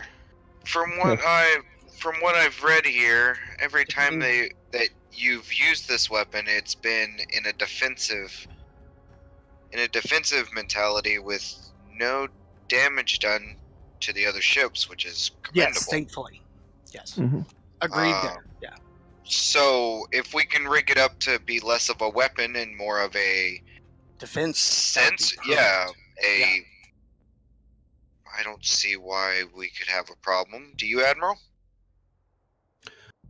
following the standard regulations for weapons, as long the issue here is that if the heat weapon would cause excessive harm or excruciating harm to the enemy, then it's illegal under Federation law for us to use such a weapon. Phasers are very specific in the damage they do. Whereas I do not know, there has been no study, as far as I've seen, that has allowed for determining whether or not it's going to cause undue, excessive harm to the enemy. Exactly. Yeah. And that's At why the the current level- Federation doesn't pull in things like Klingon disruptors or that for those exact reasons right there, because the excruciating pain is what Starfleet is against. That's all I'm trying to avoid. Well, a is that. thermal And as long discharge. as we have that covered, we're fine. I don't believe a thermal discharge of that magnitude would be any more or less painful, quote unquote, than, say, an antimatter detonation from photon torpedo. Probably less. Again, we're just talking about dissemination. If a dissemination kills somebody instantly where there's no pain, that is different than somebody being cooked to death. That's all we're discussing here. I'm not saying anything that anybody's proposing is wrong. That's not where I'm coming from. I'm just making sure that as we make these proposals, that we just think about those things, as we create, and considering that this is a new technology that we're all being the first to ... So you guys get where Wash is coming from. Yeah. I understand your Yeah. perspective, Lieutenant. It I is was very wondering- admirable. It is very admirable to think that way, Lieutenant. Lieutenant Wash, would it put your mind to ease that the Federation has used such a weapon?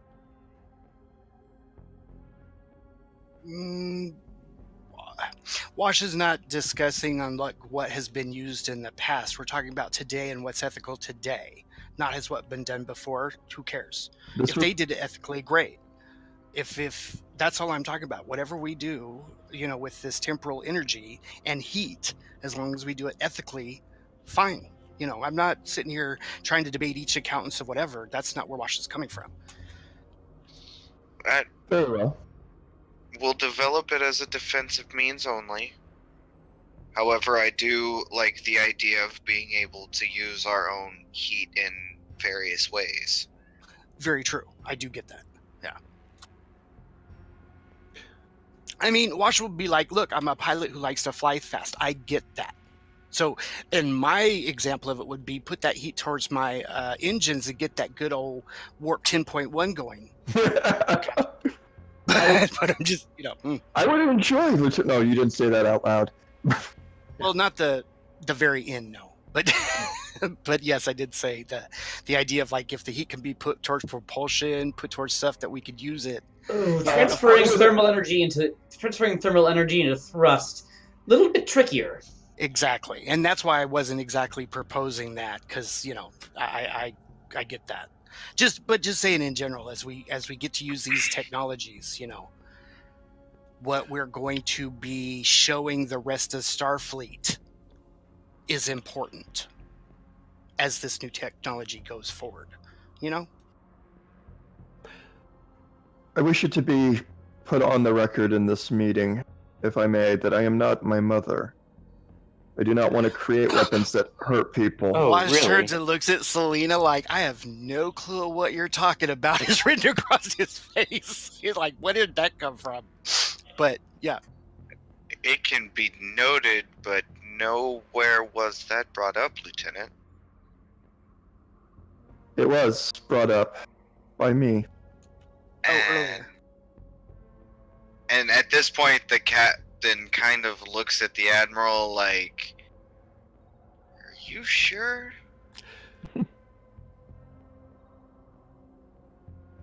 There are more than one path to victory, Captain. And sometimes it requires unique variables to be in place. She's on about 52% of them. Better odds just to take her along. No, I'm Victoria, the one who's got like the... Okay. Alright. Is there a time we're leaving, Admiral?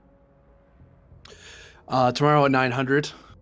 Be advisable. That'll give everyone time to have another day to review the notes, speak with station staff, and so on. Well then, That's I good. will I go get to see the clean kids out. tomorrow in the morning. I will go clean out your ready room and your quarters then, Admiral. On the tip Yes. And as an advisor to you, Captain, I may one of my personal staff over to your ship. I'm still discussing with the new adjunct I pulled on to see if it's better they all stay on my ship or if some of them go to yours. But I'll let you know when that happens before I send anyone over, so you're not surprised. Thank you, Admiral. I appreciate that. And don't worry, I'm not sending the diplomat. I need him for my own problems. Oh my gosh. Will you just buy that man a bourbon so he will stop? That only Please, encourages him. Oh, I want my old diplomat back. Anyway, any other questions, officers? Wash, are you okay? Oh, whoops.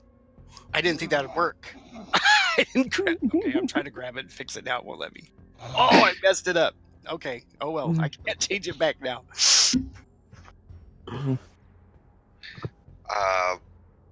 you out of focus? So it's kind of funny. I am good, Admiral. Hate you all.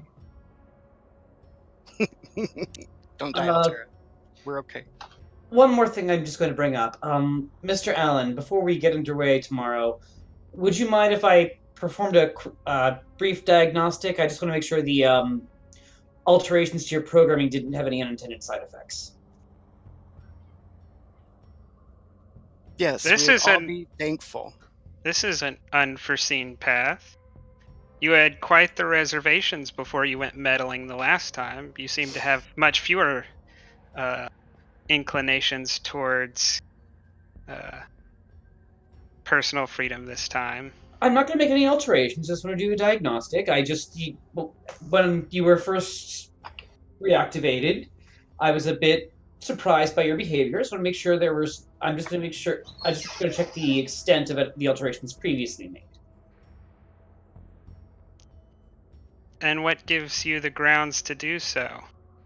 Well, that's why I'm asking your permission. I have no grounds. Let's leave it that way. I feel enough has been done. I can always make it in order.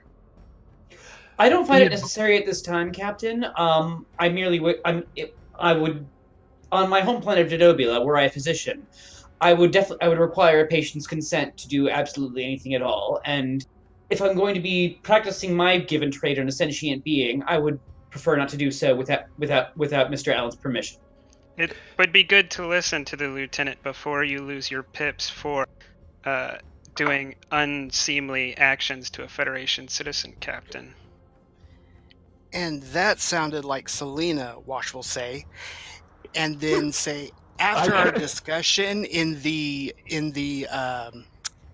crawl bay, I can't think of what they're called all of a sudden. The thing to the hatch to the bridge, Jeffrey's tube, and the discussion on murder and how long it took me to get from you that this was actually not given approval, to where I literally had to discuss with you the difference between incapacitating towards kill, and our conversation would lead me to mean, yeah, you need a diagnostic check, but that's just your Lieutenant Wash. Yeah. and Captain Nadal, I will remind you, as you may not be aware, we didn't exactly have fanfare about it.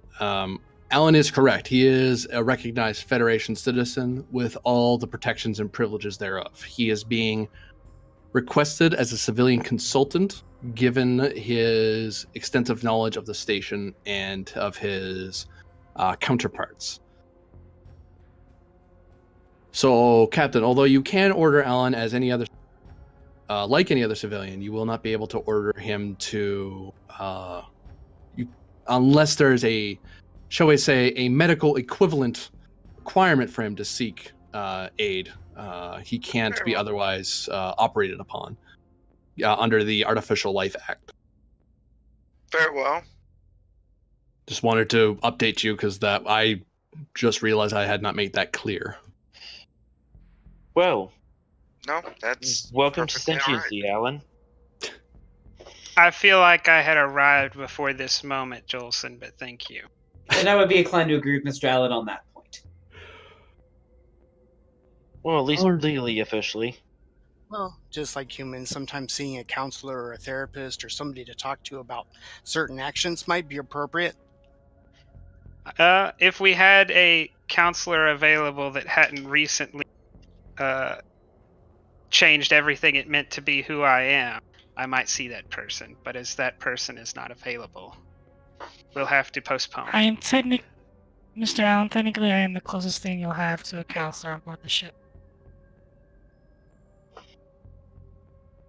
The good doctor does have a degree and does have psychological background. She could be perhaps having a session would be helpful to you.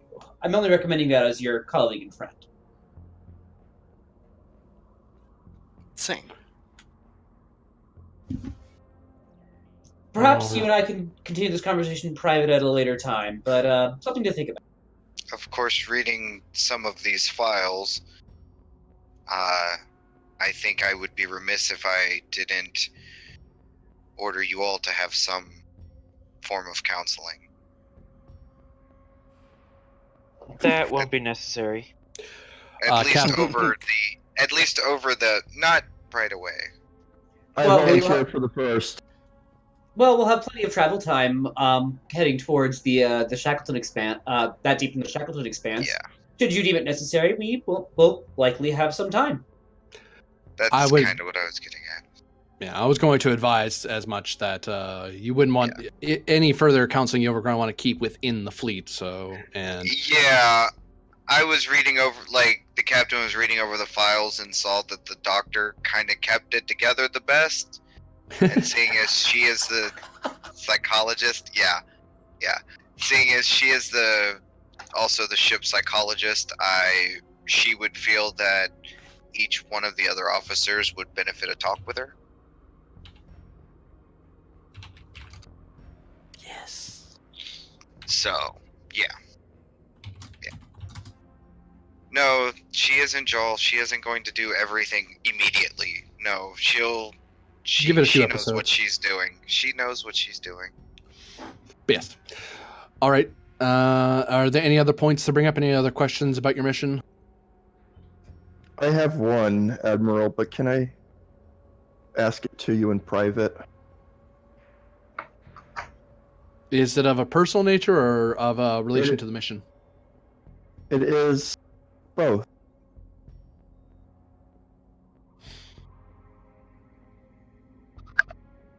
I will table that for now and see if there's any other questions anyone else has.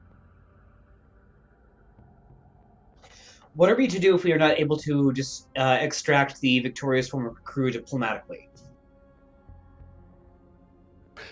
If you are unable to secure the release, inform me and I'll have to take it from there. I'd rather not get myself involved right away because to put it in a human term, my solution is nuclear. I'd rather a more conventional mean was taken to effect the release, and you're the much quieter option rather than me personally going there. If I go there, I'll have to enforce Al-Qaran law, and that opens up an entire diplomatic issue and might paralyze my movements of the Tenjin. Understood.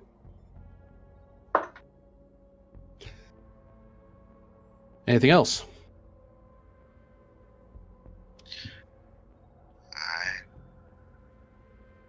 I am good, Admiral.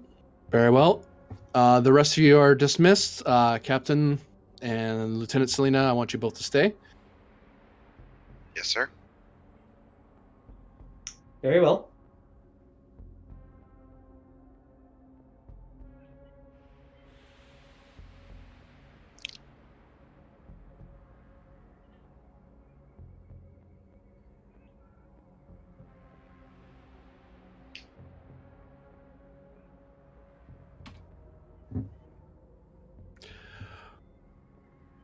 All right, Lieutenant.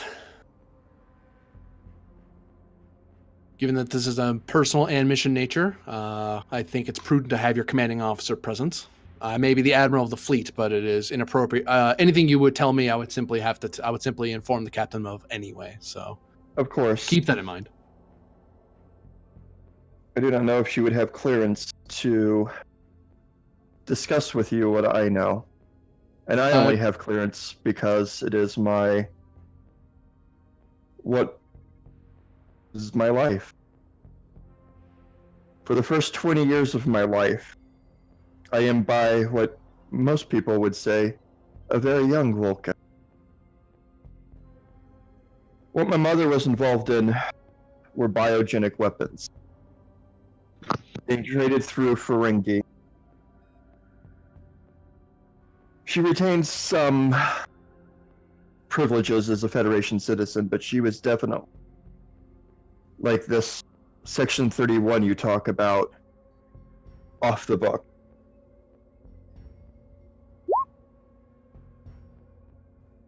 I've been approached several times by a Starfleet intelligence officer,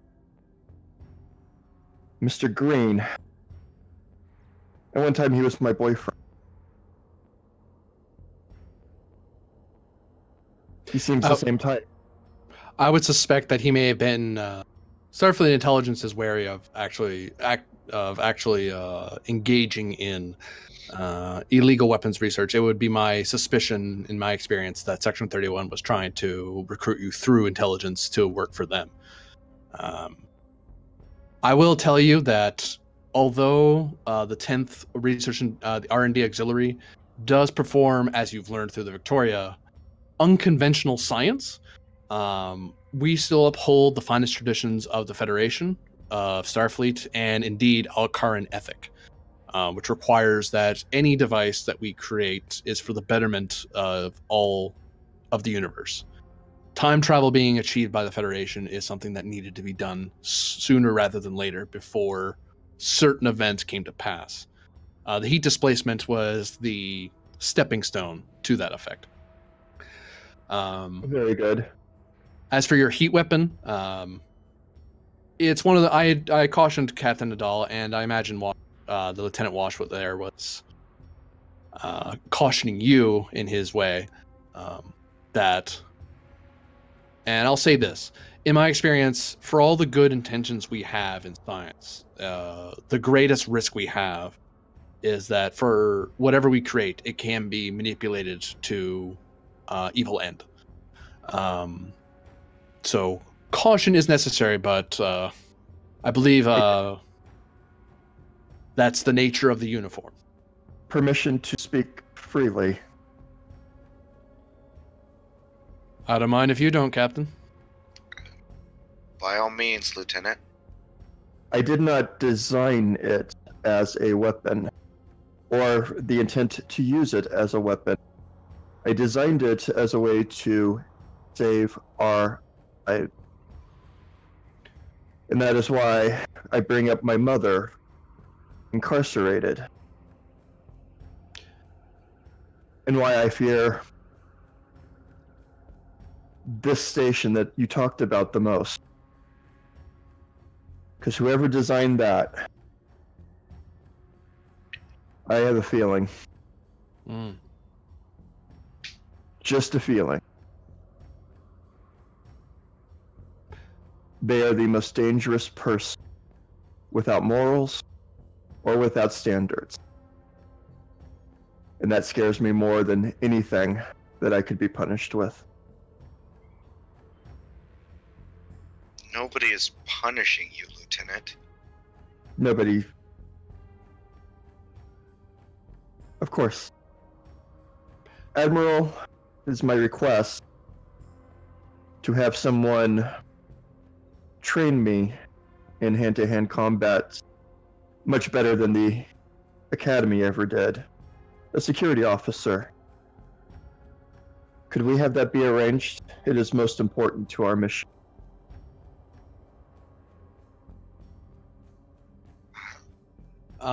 What training you may be able to do, you may be able to secure through the Captain Nadal here. I am intending, before tomorrow morning, I am intending to assemble a training regiment on, a training regiment for the entire crew to take on. I don't know if I'm going to assign the self-defense techniques, or if I'm going to teach, have certain files brought to you regarding infiltration and whatnot, but... I will take your request under advisement, but if I don't have a special order from myself regarding a crew-wide training, a fleet-wide training for this mission, this operation, I should say, you will have to go through Captain Nadal here and sort it out through the staff that will be aboard the Victoria. Although I will say, the Victoria won't be as understaffed as it was before. We are augmenting it with some of the crew that Narendra has, and from the rest of the 10th R&D. So... I imagine you'll have plenty of choice for instructors, if nothing else. I'll bring over, if it's all right with the Admiral, I can bring over the man that trained me in Muay Thai. Maybe that'll help. I can spare him. Yeah, that's fine. Yeah, he's a good guy. Is there anything else, Selena? No, that was my request and my objection. Okay, Thank you for listening to me. Not at all. Not a problem. Dismissed, Lieutenant. And she will walk out.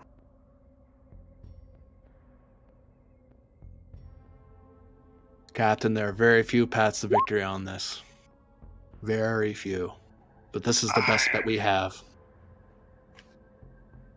I mean, I know talent when I see it, but oh, the dysfunction. Well, that's what we excel at here in the R&D. We figure out a problem and try to solve it. Doesn't matter if it's machinery or people. Oh, and I apologize for throwing this on you, Admiral, but Ensign Matheson on the Temjin should probably be dealt with. He likes to try and there's more than one occasion I've seen him drunk trying to lick the dilithium crystals, and I can't. I'll deal with him. I see where it's going. Might have to just put him off. It's gonna arrest his career, but we can't risk it. Not on something this important. Yeah, I tried to, and I gave him ample opportunity to clean up. He just. But, very well. Yep. Other than that, I guess I need to go and collect my things. You're dismissed as well then, Captain. I'll see you in the morning. I'll have my adjuncts bring over the operation file to see what we're gonna be training the crew on before you get to the mission area. Very well, Admiral.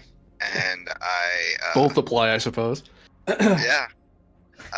And she saunters out. And goes to the Tenjin and collects her things.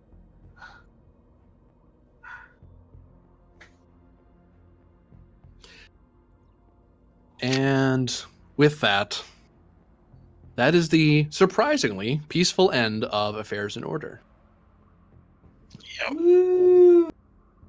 Yeah. Everybody gets